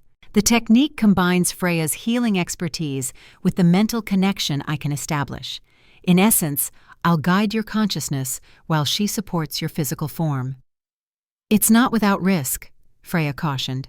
Forced transformation against established mental blocks can sometimes cause damage to the psyche. Are you certain you wish to proceed? Sarah thought of Desmond's final words, of Victoria somewhere in the wilderness, preparing for the ritual that would threaten everything and everyone. I'm certain.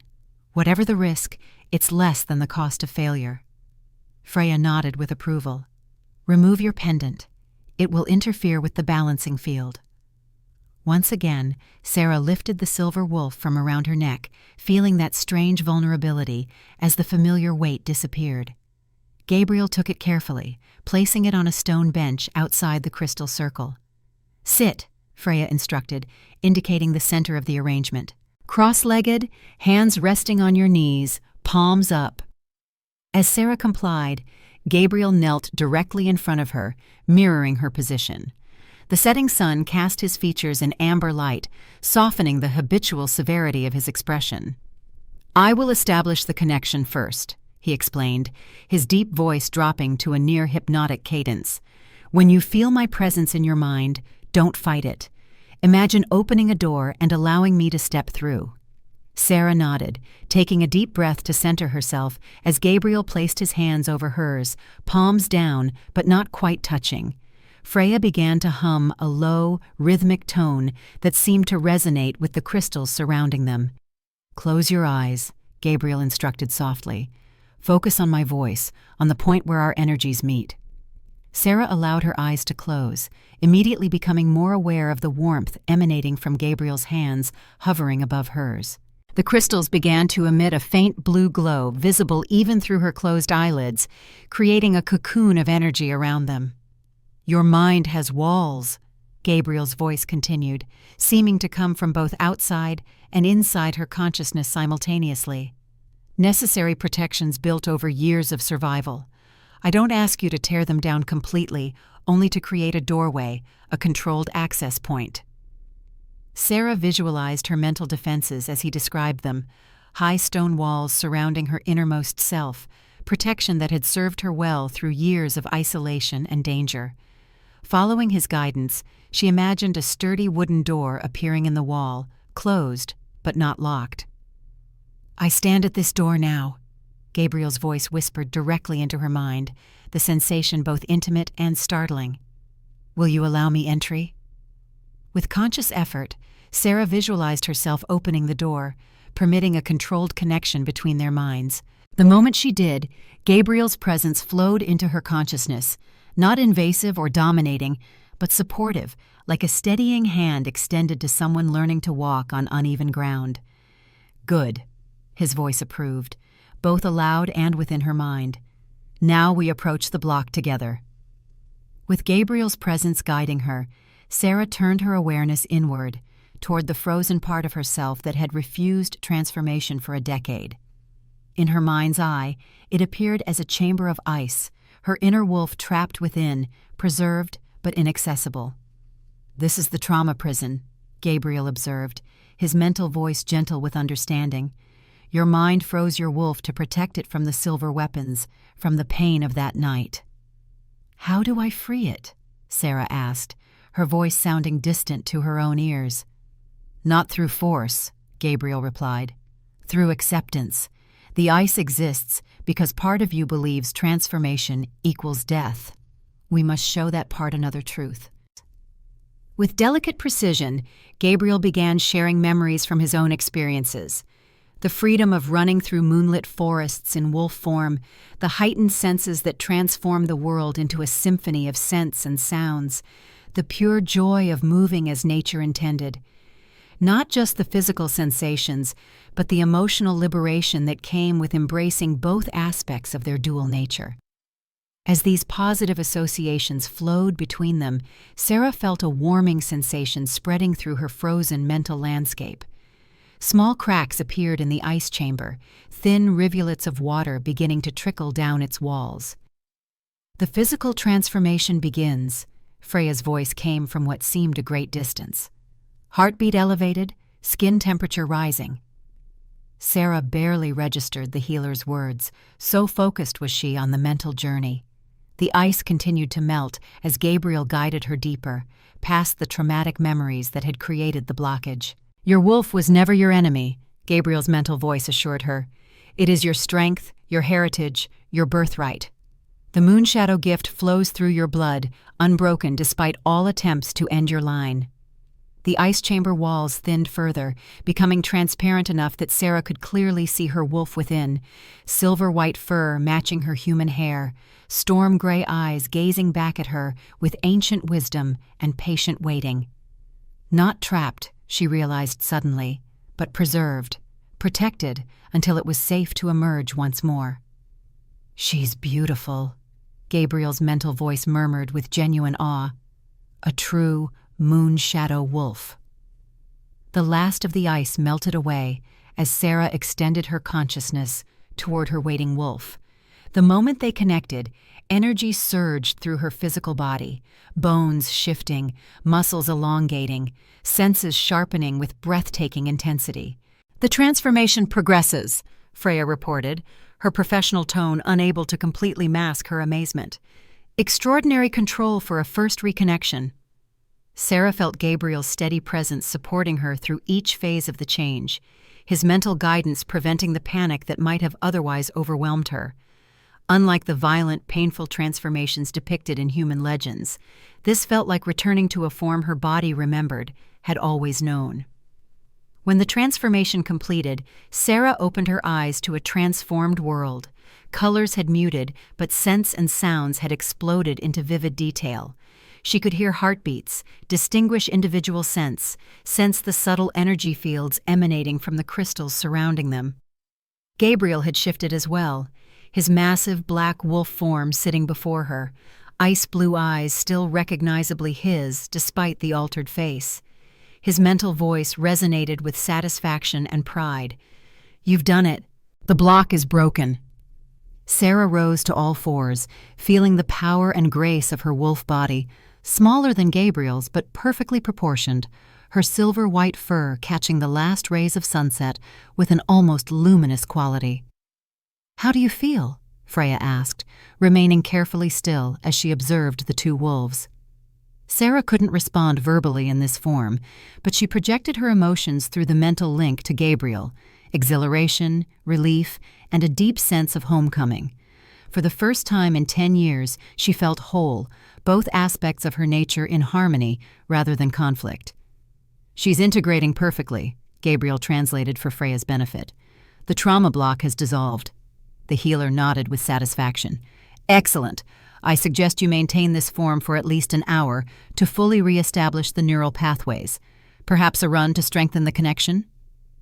Gabriel rose to his feet, his powerful wolf body radiating controlled energy. "A wise suggestion. We'll follow the eastern trail and return before full dark." As they left the crystal circle, Gabriel paused to pick up Sarah's pendant carefully in his teeth, carrying it with them. Even in wolf form, he recognized the artifact's importance and vulnerability. Together they raced through the forests surrounding the stronghold, two wolves moving in perfect synchronicity beneath the darkening sky. Through their mental connection, Gabriel showed Sarah how to navigate in this form, how to interpret the kaleidoscope of scents and sounds that might otherwise overwhelm a newly transformed wolf. The freedom of movement, the power flowing through her limbs, the wind rushing through her fur, all of it washed away 10 years of fear and restraint. In this form, the traumas of the past seemed more distant, the emotional wounds less raw. Not healed completely, but placed in perspective by the ancient wisdom of her wolf consciousness. As they crested a hill overlooking a small lake, Gabriel slowed to a stop. The first stars had appeared in the eastern sky, reflected perfectly in the still water below. He placed the pendant carefully on a flat rock, then shifted back to human form with that same fluid control he had demonstrated earlier. Sarah followed his example, focusing on the mental pathway he had shown her, allowing her body to return to human shape with only mild discomfort. When the transformation completed, she felt oddly vulnerable in her human skin, less powerful, less sensually aware, though the memories of those heightened perceptions remained vivid. "How do you feel?" Gabriel asked, watching her carefully for signs of distress. "Complete," Sarah answered truthfully, retrieving her pendant and placing it around her neck once more, as if a missing piece has finally been restored. She turned to him with newfound appreciation. "Thank you for helping me break through the block." Gabriel nodded, a rare smile softening his features in the gathering twilight. "The mental connection we established will make future transformations easier, even without the crystal arrangement Freya prepared." Sarah studied him thoughtfully, noting how different he appeared in this private moment, the perpetual guard of the Alpha temporarily lowered, revealing the man beneath the role. The connection lingered between them, fainter than during the guided transformation, but still present, a subtle awareness of each other's emotional states. "You carry so much," she observed quietly.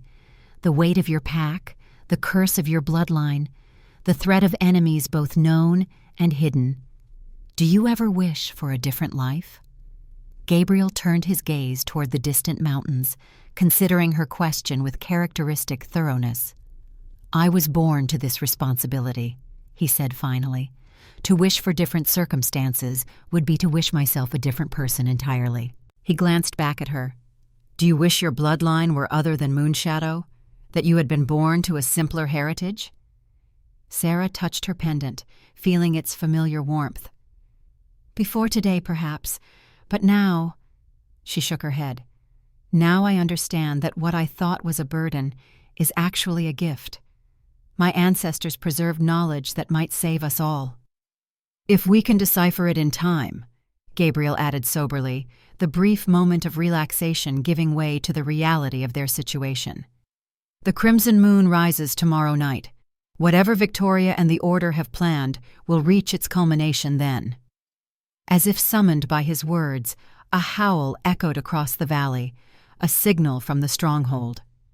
Gabriel tensed immediately, recognizing the pattern. "Lucas has returned," he translated, already moving toward the path leading back. "That's the urgent summons call."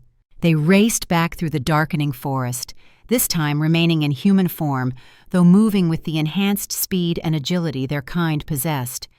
By the time they reached the stronghold gates, night had fallen completely, torches blazing along the walls as guards maintained vigilant watch.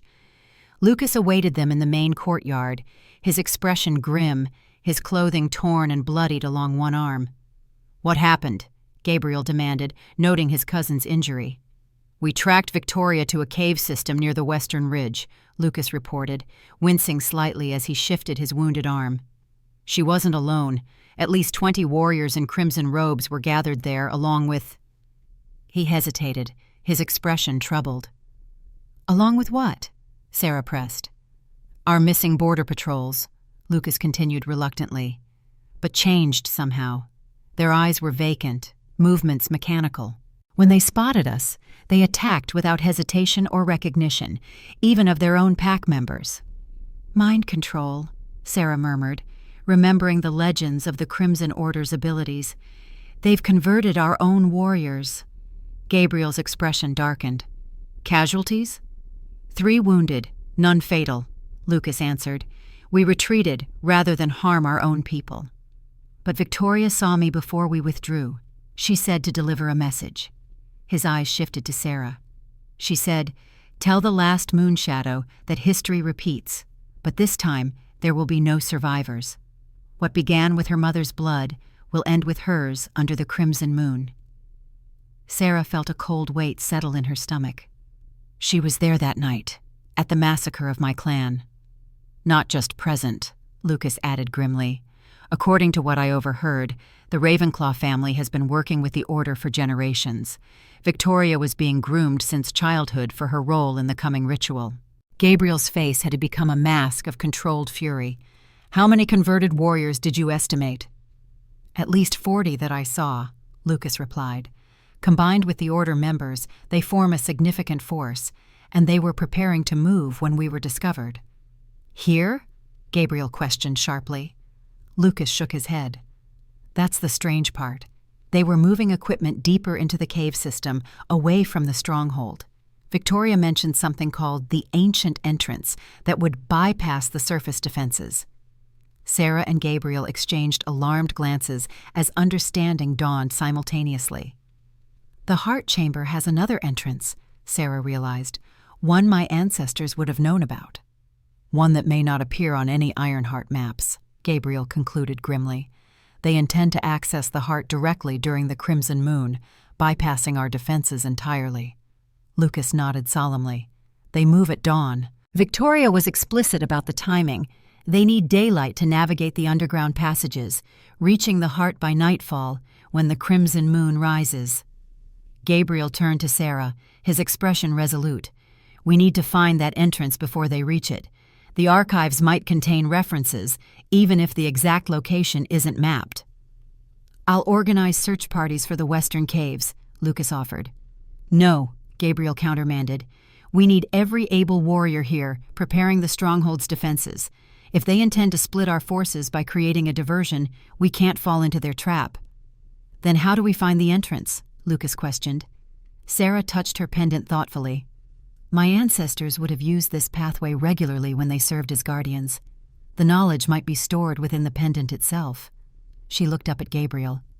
When we connected during my transformation, you helped me access buried memories. Perhaps we can do the same with the pendant, use our combined bloodlines to unlock its secrets. Gabriel considered this, then nodded decisively. It's our best option, but we'll need more than knowledge to stop Victoria and the Order.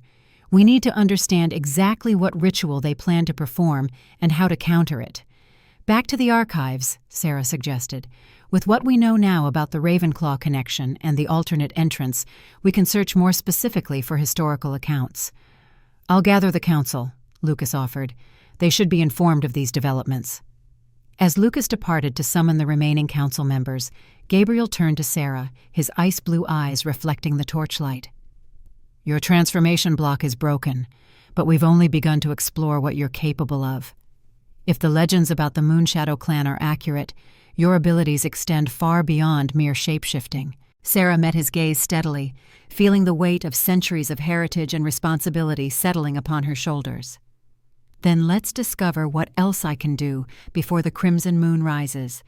Whatever power my bloodline holds, whatever secrets this pendant contains, it's time they served their true purpose once more. Together they moved through the torch-lit courtyard toward the library tower, two figures united by ancient prophecy and modern necessity, racing against time to uncover secrets buried for generations. Behind them, the eastern sky darkened to deepest indigo, stars emerging like scattered diamonds, harbingers of the blood-red moon that would soon rise to challenge their very existence. The crimson moon hung low on the eastern horizon as twilight faded to darkness, casting an otherworldly glow across the ancient forests surrounding the Ironheart stronghold. 2 hours remained before midnight, when the rare celestial event would reach its zenith, exactly 48 hours after Sarah had broken through her transformation block and 24 hours since they'd discovered Victoria's betrayal. Sarah Moonshadow stood at the highest tower of the stronghold, watching the ominous moon rise. The pendant around her neck pulsed with increasing warmth, responding to energies few in the modern age understood. Beside her, Gabriel Ironheart surveyed the territory his family had protected for generations, his face etched with the determination of a leader prepared for battle. The boundary between worlds thins with each passing hour, Sarah said quietly, feeling ancient power stirring within her blood. After yesterday's intensive training and research, she could sense the approaching celestial alignment with unprecedented clarity. Gabriel nodded, his ice-blue eyes reflecting the crimson light. The Council has positioned our warriors according to the plans we developed. Every known entrance to the stronghold is secured, with particular focus on the heart chamber. But we still haven't located the hidden entrance Victoria plans to use, Sarah reminded him, touching the silver wolf pendant. Their night of research in the archives had yielded fragmented knowledge, ancient maps showing tunnel systems beneath the mountains, and cryptic references to the path where water flows against stone. but the precise location remained elusive. Lucas and the tracking parties had been searching the western cave system since dawn, Gabriel replied, checking the position of the moon to estimate the time. 8 hours of daylight should have been sufficient to find it, if it exists. As if summoned by his words, the door to the tower platform opened, revealing Lucas himself. The normally composed warrior looked haggard, his clothing wet and muddied, his expression grim. "We found it," he announced without preamble. "A waterfall concealing a narrow passage that descends deep into the mountain. The water appears to flow upward against the rock face, an illusion created by ancient magic that confounds the senses." Sarah felt a chill of recognition. Water flowing against stone. The pendant showed me that image during our communion ritual yesterday, but I couldn't decipher its significance. "Signs of recent activity?" Gabriel asked sharply. Lucas nodded. "Disturbed vegetation, boot prints in the mud. They've been there within the last 12 hours, but we found no guards posted. Either they're confident their passage remains secret or they've already entered and sealed it behind them," Gabriel finished, his expression darkening. "How far to this entrance from the stronghold?" 3 miles southwest, in the narrowest part of Thunder Canyon, Lucas replied. "I've left our best trackers monitoring it, but if Victoria and her forces entered this morning, they have a significant head start through tunnels we know nothing about." Gabriel turned to Sarah, his eyes questioning. "Could your pendant guide us through those tunnels if we reached the entrance?" Sarah considered carefully. "Perhaps. It responded strongly during our ritual, showing fragments of pathways and chambers, but the visions were incomplete, like memories half recalled." "It's our best option," Gabriel decided. "Lucas, gather a strike force of 20 warriors, our fastest and most experienced. We leave immediately for the hidden entrance." "And the stronghold?" Lucas questioned. "If this is a diversion to draw away our defensive strength, Osric remains in command here with the bulk of our forces," Gabriel cut in. "The heart chamber is sealed with silver barriers and triple guarded. If Victoria somehow circumvents our strike force and still reaches the inner sanctum, she'll face significant opposition." Lucas nodded grimly and departed to assemble the warriors. When they were alone again, Gabriel turned to Sarah, his expression softening slightly. "You've come far in the past 3 days," he observed, "from outcast to our greatest hope against an ancient enemy." "Not alone," Sarah replied, meeting his gaze steadily. "Whatever strength I've found was awakened through our connection." Something unspoken passed between them, a bond deeper than their strategic alliance, forged through shared danger and growing mutual respect. In the crimson moonlight, with ancient powers stirring and danger approaching, the walls both had maintained for years had begun to crumble. Gabriel's hand moved to cup her cheek, his touch surprisingly gentle for one of such strength. "When this is over, if we survive what's coming, we should discuss what exists between us beyond necessity and prophecy." Sarah felt her heart quicken, but before she could respond, the warning horn sounded from the northern wall. 3 short blasts, followed by 1 long note. The emergency signal. Gabriel stiffened immediately, all personal considerations vanishing beneath the Alpha's responsibility. "That's the breach alert." They raced down the tower stairs, emerging into a courtyard filled with frantic activity. Warriors rushed toward the northern section of the stronghold, while non-combatants hurried toward the designated shelter areas. Through the chaos, Freya, the silver-haired healer, spotted them and rushed over. "The northern postern gate," she reported breathlessly. Warriors wearing Ironheart colors approached claiming to be a returning patrol. When questioned, they attacked. Their eyes, she shuddered, empty, like Lucas described, mind-controlled. Gabriel's expression hardened. "How many?" "At least 30 breached the outer wall before we could seal the postern," Freya answered grimly. "They're fighting their way toward the central keep. Osric is leading the defense, but he's ordered me to tell you, this feels like a diversion." Sarah and Gabriel exchanged significant looks. "The hidden entrance," they said simultaneously. Victoria split her forces, Gabriel realized aloud. One group to attack the stronghold directly, drawing our attention and resources northward, while she leads another through the secret tunnels to the heart. "A classic pincer strategy," Sarah agreed. If we commit to defending here, the heart remains vulnerable. If we pursue Victoria, the stronghold could fall. Gabriel made his decision instantly. "Lucas," he called to his cousin, who was organizing the strike team across the courtyard. "Change of plans. You'll remain here with Osric, defending the stronghold and protecting our people." Lucas frowned. "And Victoria?" "Sarah and I will pursue her through the hidden entrance," Gabriel replied, his tone brooking no argument. "Our bloodlines combined stand the best chance of countering whatever ritual she intends to perform." "Two against unknown numbers?" Lucas protested. "At least take part of the strike force." "Speed and stealth will serve better than numbers in those narrow tunnels," Gabriel countered. "Besides, you'll need every warrior here if more converted packmates appear." His hand clasped his cousin's shoulder firmly. "Protect our home, Lucas. That's your mission." Though clearly unhappy with the decision, Lucas nodded his acceptance. "Be careful. Victoria has always been dangerous, even before the Order's influence." As they prepared to depart, Freya approached with a small leather pouch. "Medicinal herbs and bandages," she explained, handing it to Sarah. "And this." She pressed a small crystal vial containing a luminescent blue liquid into Sarah's palm. "Distilled essence of moonstone, prepared according to the ancient texts you discovered yesterday. It may help focus your abilities in the heart chamber, but use it sparingly.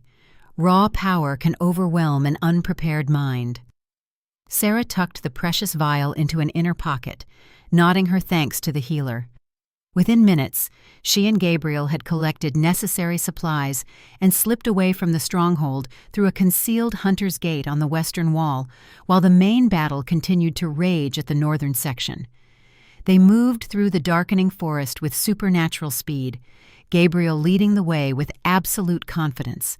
Above them, the crimson moon continued its ascent, its blood-red light filtering through the canopy in eerie patterns.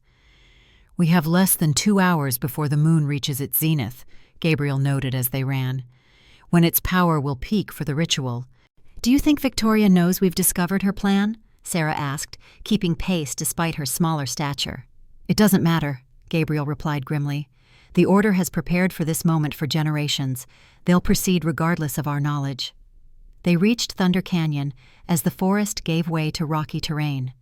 The narrow gorge twisted between sheer cliff faces, a small stream cutting through its center that swelled to a roaring river during spring floods. Gabriel signaled for caution as they approached the coordinates Lucas had provided. Lucas's trackers emerged from concealed positions as they approached, confirming that no one had entered or exited the hidden entrance since their discovery 6 hours earlier. "There," one tracker pointed toward a seemingly solid rock wall where a thin waterfall cascaded down the stone face. "The water appears to flow upward if viewed from certain angles, an optical illusion masking the entrance." Gabriel dismissed the trackers back to the stronghold, knowing they would serve better in the main battle than in the tunnels ahead. When they were alone, he turned to Sarah. "Your pendant should guide us from here," he said, his voice low against the background murmur of falling water. "Are you ready?" Sarah removed the silver wolf from around her neck, holding it in her palm where it pulsed with increasing intensity in the crimson moonlight. "Not exactly how I imagined spending the evening when you chose me at the ceremony." A fleeting smile touched Gabriel's lips. "When this is over, I promise a proper courtship, assuming we survive." "Another incentive to succeed," Sarah replied, stepping toward the waterfall with the pendant extended before her. As they approached the illusion-shrouded entrance, the pendant's glow intensified, illuminating a narrow opening behind the flowing water. The optical effect became more pronounced, water seeming to defy gravity, flowing upward and sideways in impossible patterns that confused the eye and disoriented the senses. "Ancient magic," Sarah murmured, recognizing the protective enchantments her ancestors would have established. "Designed to repel those without moonshadow blood or guidance." The pendant cut through the illusion as they stepped through the waterfall, revealing a tunnel entrance carved into the living rock. Ancient symbols adorned the archway, spiraling patterns that seemed to shift and move in the pendant's light. "The Guardian's Path," Sarah translated, running her fingers over the symbols. reserved for those who protect the heart rather than exploit it. They entered the tunnel cautiously, the pendant providing both guidance and illumination as they descended into the mountain's depths. The passage sloped downward at a gentle angle, occasionally branching or opening into small chambers before continuing its inexorable path toward the mountain's heart. Victoria and her group left clear signs of passage, Gabriel observed, indicating scuff marks on the dusty floor and occasional discarded items, a torn piece of cloth, an empty water skin, a broken torch stub. These marks are fresh, no more than 10 hours old. They move with purpose but not knowledge, Sarah noted, pointing to where the path branched. See how they took the longer branch there? The pendant indicates the right-hand passage is more direct. They continued deeper, guided by the pendant's increasingly insistent pulse and glow. The tunnels grew older the further they progressed, transitioning from worked stone to passages that appeared naturally formed, yet somehow intentional, as if the mountain itself had cooperated with the original creators. After nearly 45 minutes of careful progress, they reached a large circular chamber with 7 tunnels branching outward like spokes from a wheel. In the center stood a raised stone platform, bearing an impression shaped exactly like Sarah's pendant. A navigation chamber, Sarah realized, approaching the central platform. My ancestors would have used this to recalibrate their path, depending on which section of the heart required attention. Can you determine which passage Victoria took? Gabriel asked, studying the branching tunnels with evident concern. Sarah placed her pendant into the matching depression on the stone platform. Immediately, the entire chamber illuminated with blue-white light as channels of energy activated in the floor and walls, spiraling outward toward the 7 passages. 6 remained dark, but 1, the third from the right, blazed with pulsing light. There, Sarah pointed. That tunnel leads directly to the heart chamber, bypassing the upper levels of the stronghold entirely. As she retrieved her pendant from the platform, Gabriel moved toward the illuminated tunnel, then froze suddenly, raising a hand for silence. His heightened senses had detected something Sarah's had missed, a faint echo of voices from the passage ahead. "They've stopped," he whispered, moving closer to the tunnel entrance. "Perhaps encountered an obstacle or are preparing equipment for the ritual." "How far ahead?" Sarah questioned softly. Gabriel concentrated, his head tilted slightly as he analyzed the acoustic properties of the stone passage. "Perhaps half a mile. The tunnel opens into a larger space, an antechamber to the heart room itself, if I'm judging correctly." Sarah checked the position of the pendant's shadow on the chamber wall, an ancient timekeeper for those who understood its markings. "Just over an hour until the crimson moon reaches its zenith. We need to move quickly but carefully." Gabriel nodded. "We could transform, move more silently in wolf form." "And lose the ability to communicate instantly if separated," Sarah countered. "Better to remain as we are until confrontation becomes inevitable." They proceeded with increased caution, the pendant's light dimmed to prevent alerting those ahead. The tunnel widened gradually, the ancient stonework becoming more elaborate and precisely crafted. Occasionally they passed small alcoves containing remnants of the original guardians, ceremonial objects, faded murals depicting rituals, and once, a complete skeleton seated in meditative posture, its bony hands still clutching a small moonstone crystal. "A guardian who chose to die at his post rather than abandon it," Sarah observed with solemn respect. "When the rest of my clan was forced to flee, some must have remained behind, maintaining their vigil until death." The tunnel eventually opened into the antechamber Gabriel had predicted, a vast cavern supported by columns carved to resemble ancient trees, their stone branches intertwining to form the domed ceiling. At the far end, an enormous set of silver doors stood partially open, spilling crimson-tinged light into the antechamber. They paused in the tunnel entrance, assessing the situation.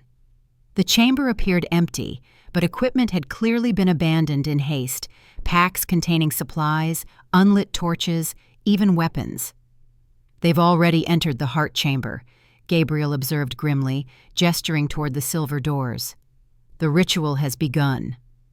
Sarah felt the pendant burning against her skin, responding to proximity to the massive moonstone deposit beyond those doors. How is this possible? The heart chamber is supposed to be sealed and guarded within the stronghold. These doors access it from below, Gabriel explained, studying the ancient silver portals. My ancestors built the stronghold's entrance above, probably never realizing this original entrance existed, hidden by your ancestors' magic. They moved cautiously across the antechamber, alert for traps or guards. Finding none, they approached the massive silver doors, now able to hear chanting from the chamber beyond. Many voices raised in a rhythmic incantation, in a language so ancient it predated even the oldest records in the Ironheart archives. Gabriel placed his hand against the silver door, pushing it open just enough to provide a view of the scene within. Sarah pressed close beside him, their shoulders touching as they peered into the heart chamber from this new, lower perspective. The massive moonstone formation dominated the center of the circular room, glowing with intense blue-white light that battled against the crimson illumination streaming from a natural opening in the domed ceiling, a shaft perfectly aligned to channel the blood-red moonlight directly onto the crystal.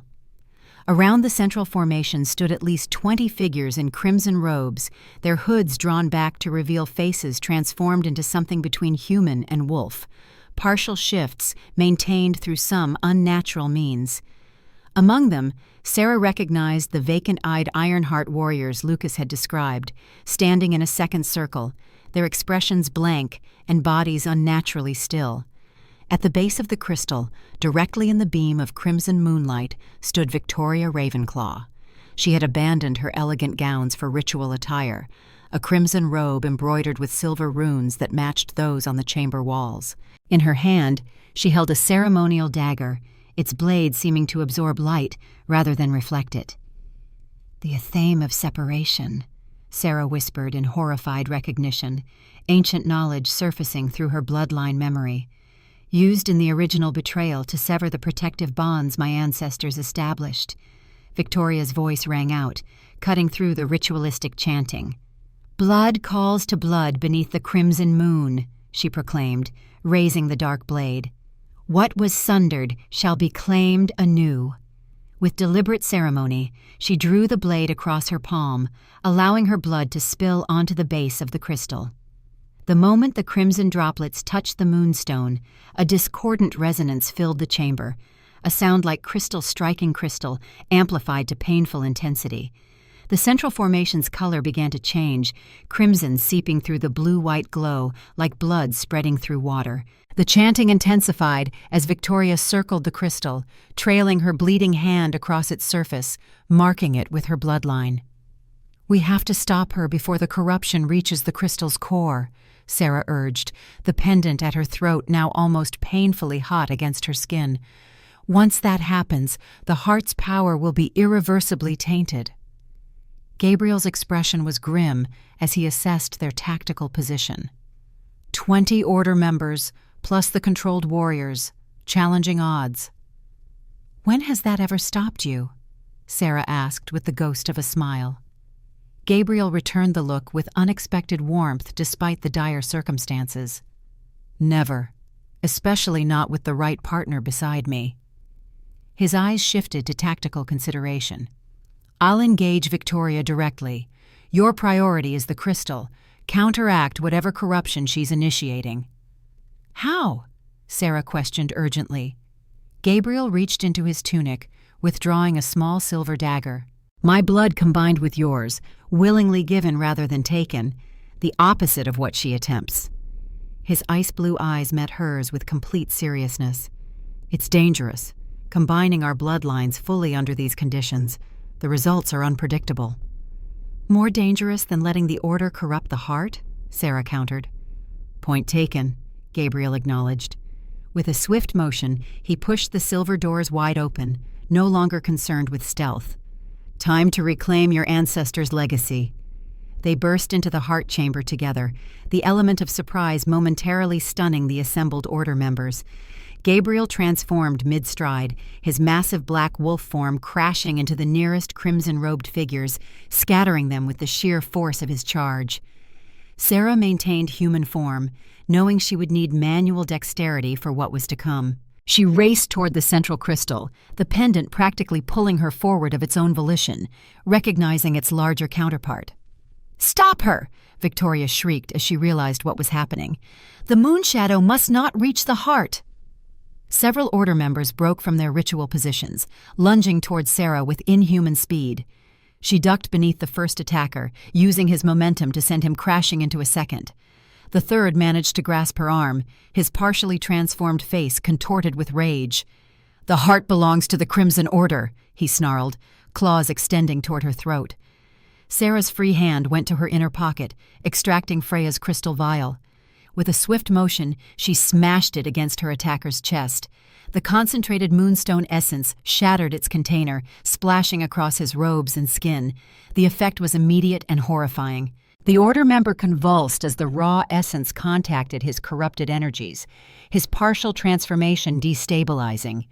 He collapsed, body shuddering as conflicting magics tore through him. Sarah pressed forward, closing the distance to the central crystal where Victoria now stood, her expression contorted with fury and determination. "Too late, Moonshadow," she spat. "The bonding has begun. The heart recognizes Ravenclaw blood now, after centuries of preparation." Around them, chaos reigned as Gabriel tore through the Order's ranks, his alpha power making him nearly unstoppable against individual opponents. Yet the sheer numbers began to tell, as controlled warriors joined the fight with mindless determination, surrounding him with a wall of bodies and blades. Sarah faced Victoria across the crystal's width, feeling its corrupted energies pulsing outward. Already the crimson had spread halfway through the massive formation, displacing the natural blue-white glow. "Why?" Sarah demanded, playing for time as she assessed how to approach the crystal. "Why betray your pack, your alpha, for the Order's cause?" Victoria's laughter echoed through the chamber, cold and hollow. "My pack? My alpha?" Her beautiful face twisted with scorn. "The Ravenclaw bloodline has never truly belonged to Ironheart. We were always the Order's instruments, planted within the mountain pack to await this moment." "For 300 years?" Sarah questioned incredulously, circling to maintain distance from Victoria's athame. "Such patience seems beyond human or wolf nature." Victoria's eyes gleamed with fanatical pride. "We are beyond mere wolves now. My bloodline has been carefully cultivated through selective breeding with Order members for generations, each child raised from birth to understand our sacred purpose." She gestured to her face, where faint, scale-like patterns were becoming visible beneath her skin. "I am the culminations of that breeding program, the perfect vessel." "Vessel for what?" Sarah asked, genuinely disturbed by this revelation. "For the return of the first wolf," Victoria replied, her voice dropping to reverent tones. "The progenitor of our kind, banished from this realm when the first guardians established the barriers within the heart." Pieces of ancient legend clicked together in Sarah's mind, stories of a primordial wolf entity that had granted the first shapeshifters their power, but at a terrible price. Her ancestors had not simply been protecting the heart's energy, they had been maintaining a prison for something far more dangerous. "You can't possibly want to release such an entity," Sarah said, horrified. "The first wolf doesn't share power. It consumes it." "Those who serve faithfully will be elevated," Victoria countered, true belief shining in her increasingly inhuman eyes. "My father understood this, his father before him, all the way back to Corvus Ravenclaw, who first heard the first wolf's call through the heart's crystal." Sarah noticed the crimson corruption continuing to spread through the crystal as Victoria spoke. Distraction tactics would only carry them so far. She needed to reach the heart immediately. With sudden decision, she feinted left, then dove right, rolling beneath Victoria's guard to place her hand directly on the crystal's surface. The pendant at her throat flared with blinding intensity as it connected with its larger counterpart, momentarily halting the corruption's spread. Victoria shrieked in rage, lunging with her bloodied athame. Sarah barely managed to twist away, the dark blade slicing a shallow cut across her shoulder instead of finding her heart. The injury burned with unnatural fire, the corrupted weapon designed to inflict wounds that would not easily heal. "Your mother died with that same defiant expression," Victoria taunted, circling for another strike. "I was only a child then, accompanying my father to observe the cleansing of Ashenwood, but I remember her final moments clearly, how she fought to protect you, never realizing her efforts merely postponed the inevitable." Sarah felt rage building within her, but controlled it, channeling the emotion into determination rather than blind fury. "You talk too much, Victoria," she replied calmly, "a common flaw in those who believe victory is assured." Before Victoria could respond, a massive black form crashed into her from behind. Gabriel, bloody but unbowed, having fought through enough opponents to rejoin Sarah at the crystal. Victoria tumbled across the chamber floor, momentarily stunned by the impact. Gabriel shifted back to human form beside Sarah, his clothing torn and body bearing numerous wounds that were already beginning to heal. "The corruption spreads quickly," he observed, eyeing the crystal where crimson now dominated the natural blue-white. "We have minutes at most before it reaches the core." "We need to act now," Sarah agreed, retrieving Gabriel's silver dagger from where she had secured it. "Our blood freely given, directly onto the crystal's core." Gabriel nodded grimly, taking the dagger from her. With swift precision, he cut his palm, then handed the blade to Sarah, who did the same. Their blood welled from identical wounds as Victoria struggled to her feet across the chamber, screaming orders to her remaining followers. "Blood of Ironheart," Gabriel intoned, pressing his bleeding palm against the crystal. "Blood of Moonshadow," Sarah continued, joining her wounded hand to his upon the stone. Freely united, they spoke together, to protect rather than possess. The moment their mingled blood contacted the crystal, a shockwave of energy pulsed outward, knocking everyone in the chamber off their feet. The heart's glow fluctuated violently, crimson and blue-white energies battling for dominance within its crystalline matrix. Sarah felt herself drawn into the crystal's consciousness, a vast, ancient awareness that had observed centuries of wolf history from its silent vigil beneath the mountain. Through their joined blood, both she and Gabriel were pulled into communion with the heart itself, their minds linked not only with each other, but with the primordial power they sought to protect. Within this merged consciousness, Sarah accessed knowledge her ancestors had safeguarded, the true purpose of the heart, not as a source of power to be wielded, but as a balancing force that maintained harmony between the dual natures of their kind. The corruption Victoria had initiated threatened not just the Ironheart pack, but the very fabric of what made them werewolves, the delicate equilibrium between human thought and wolf instinct. "We need to restore the protective barriers," Sarah communicated to Gabriel through their linked minds. "The original Guardians created a shield using the combined essence of both bloodlines. That's why the prophecy spoke of our union, not for power, but for restoration." Gabriel's consciousness agreed, his strength merging with hers as they focused their combined will through their joined blood. The pendant at Sarah's throat dissolved into pure energy, flowing into the crystal as the silver key fulfilled its true purpose. Not to unlock the heart's power for exploitation, but to seal it against corruption. In the physical world, Victoria watched in horror as the crystal's glow shifted decisively back toward blue-white, the crimson contamination receding rapidly from its core. The controlled warriors suddenly collapsed like puppets with cut strings, the Order's mental domination broken by the cleansing wave emanating from the heart. "No!" Victoria screamed, staggering toward the crystal with her athame raised. "I was promised ascension. The first wolf spoke to me in dreams since childhood." Before she could reach Sarah and Gabriel, still locked in communion with the crystal, a massive silver-white wolf intercepted her, Sarah's transformed consciousness projecting outward from the heart, while her physical body remained in contact with the crystal. The impossibility of being in two forms simultaneously was overcome through the heart's ancient magic, allowing her essence to manifest separately. Victoria slashed desperately with her athame, but the spectral wolf moved with supernatural grace, evading each strike before lunging forward with terrible precision. Jaws closed around Victoria's throat, not to kill, but to immobilize as the cleansing energy from the crystal washed over her.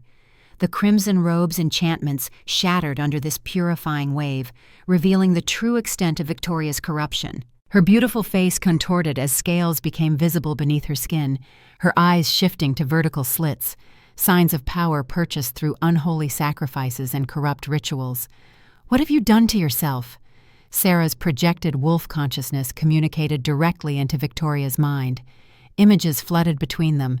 Victoria as a child, hearing whispers from the heart that her father encouraged her to embrace.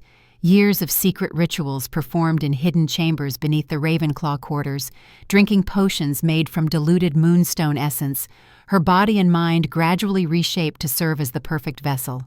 The isolation of being groomed for greatness while maintaining a facade of normalcy. The genuine belief that she was fulfilling a sacred destiny that would elevate her bloodline above all others. "I was chosen," Victoria replied, her thoughts bitter with defeat, but still clinging to conviction. "The first wolf promised me power beyond imagining if I freed it from its prison. I would have ruled as its emissary in this world." "You would have been consumed," Sarah's wolf projection countered, sharing the true knowledge she had gained from the heart.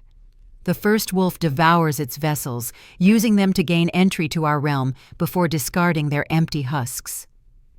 Victoria's eyes widened as this truth penetrated her lifetime of indoctrination. For a brief moment, doubt flickered across her features, the first real uncertainty she had ever allowed herself to feel about her purpose.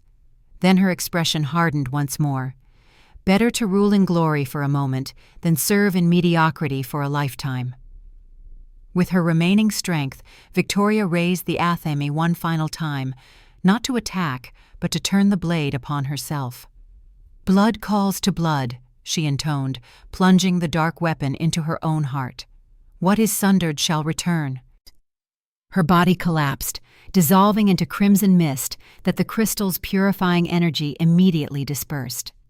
Throughout the chamber, the remaining Order members suffered similar fates. Those who had corrupted themselves beyond redemption simply faded from existence as the heart's cleansing power washed away all that was unnatural within its domain.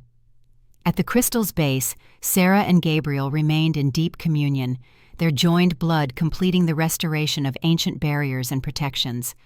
The Ironheart warriors who had been mentally controlled began to stir, confused but unharmed, their minds freed from the Order's domination. When the cleansing was complete, Sarah and Gabriel slowly separated their bloodied hands from the crystal's surface. The spectral wolf dissolved, returning to Sarah's consciousness as the extraordinary connection faded. The heart pulsed with renewed vigor, its natural blue-white glow fully restored and stabilized. "It's done," Sarah murmured, exhaustion evident in her voice. "The barriers are restored. The heart is protected once more." Gabriel nodded, equally drained by the ritual. "And the curse? The affliction that has plagued my bloodline for generations?" Sarah smiled faintly. "Broken. It was never truly a curse, but the heart's unfiltered energy affecting those with partial sensitivity to its power. With the barriers restored, future generations will be protected from its raw influence." Around them, the chamber had transformed. The silver doors stood wide open, but the hidden entrance had sealed itself, massive stones shifting to block the passage permanently. The shaft admitting the crimson moonlight remained, but now a crystalline barrier had formed across it, filtering the light to remove its corrupting influence while preserving the natural connection to the lunar cycles. "The heart has reshaped itself," Gabriel observed, looking around in wonder. "Adapting its defenses based on our combined knowledge." Sarah nodded, feeling a profound connection to this place that transcended her conscious understanding. A birthright reclaimed, a heritage honored. It recognizes us as its true guardians, the Moonshadow and Ironheart bloodlines, united as they were always meant to be. The surviving Ironheart warriors were regaining consciousness, disoriented but unharmed. Lucas appeared at the upper entrance to the chamber, leading reinforcements who had fought their way down from the stronghold proper. "The controlled wolves at the northern gate collapsed suddenly," he reported, surveying the chamber with astonishment. "We found this entrance unlocked and followed the sounds of battle." His eyes widened as he took in the transformed heart, the scattered remains of crimson robes, and the exhausted but triumphant forms of his cousin and Sarah. "I see we missed the interesting part." "Be grateful," Gabriel replied with unexpected humor. It was interesting in the ancient curse sense of the word. As the warriors began helping their recovering packmates and securing the chamber, Gabriel turned to Sarah, taking her hands in his. Their blood had mingled permanently now, creating a bond that transcended mere physical connection. "The pendant?" he asked, noticing its absence from her neck. "Returned to its source," Sarah explained, glancing at the heart crystal where a small wolf-shaped formation was now visible within its core. It was never meant to remain separate permanently, only until the bloodlines could reunite to restore proper guardianship. Gabriel's ice-blue eyes studied her face with newfound tenderness. "And now that guardianship is restored, what becomes of us? The alliance we formed began as necessity, but has become something more profound. Something neither of us expected but both now desire," Sarah completed, squeezing his hands gently. The crimson moon had passed its zenith, beginning its descent toward dawn. Its light, now filtered through the crystal barrier, cast a gentle glow across the chamber as they stood together before the heart. No longer alpha and outcast, but equal partners in an ancient legacy renewed. "The formal bonding ceremony can wait until the stronghold is secured and our wounded tended," Gabriel said, his eyes never leaving hers. "But make no mistake, what began as strategic alliance has become the most important bond of my life." Sarah smiled, allowing herself to embrace the future that stretched before them. Not merely survival, but legacy. Not simply alliance, but love. The last moon shadow and the Ironheart Alpha, joined by choice rather than necessity, by desire rather than duty. Around them, the heart of the moon pulsed with renewed vitality, its ancient power once again properly contained and protected by the bloodlines that understood its true purpose. What had been sundered centuries ago was now restored, and with it, the promise of strength and harmony for generations yet to come.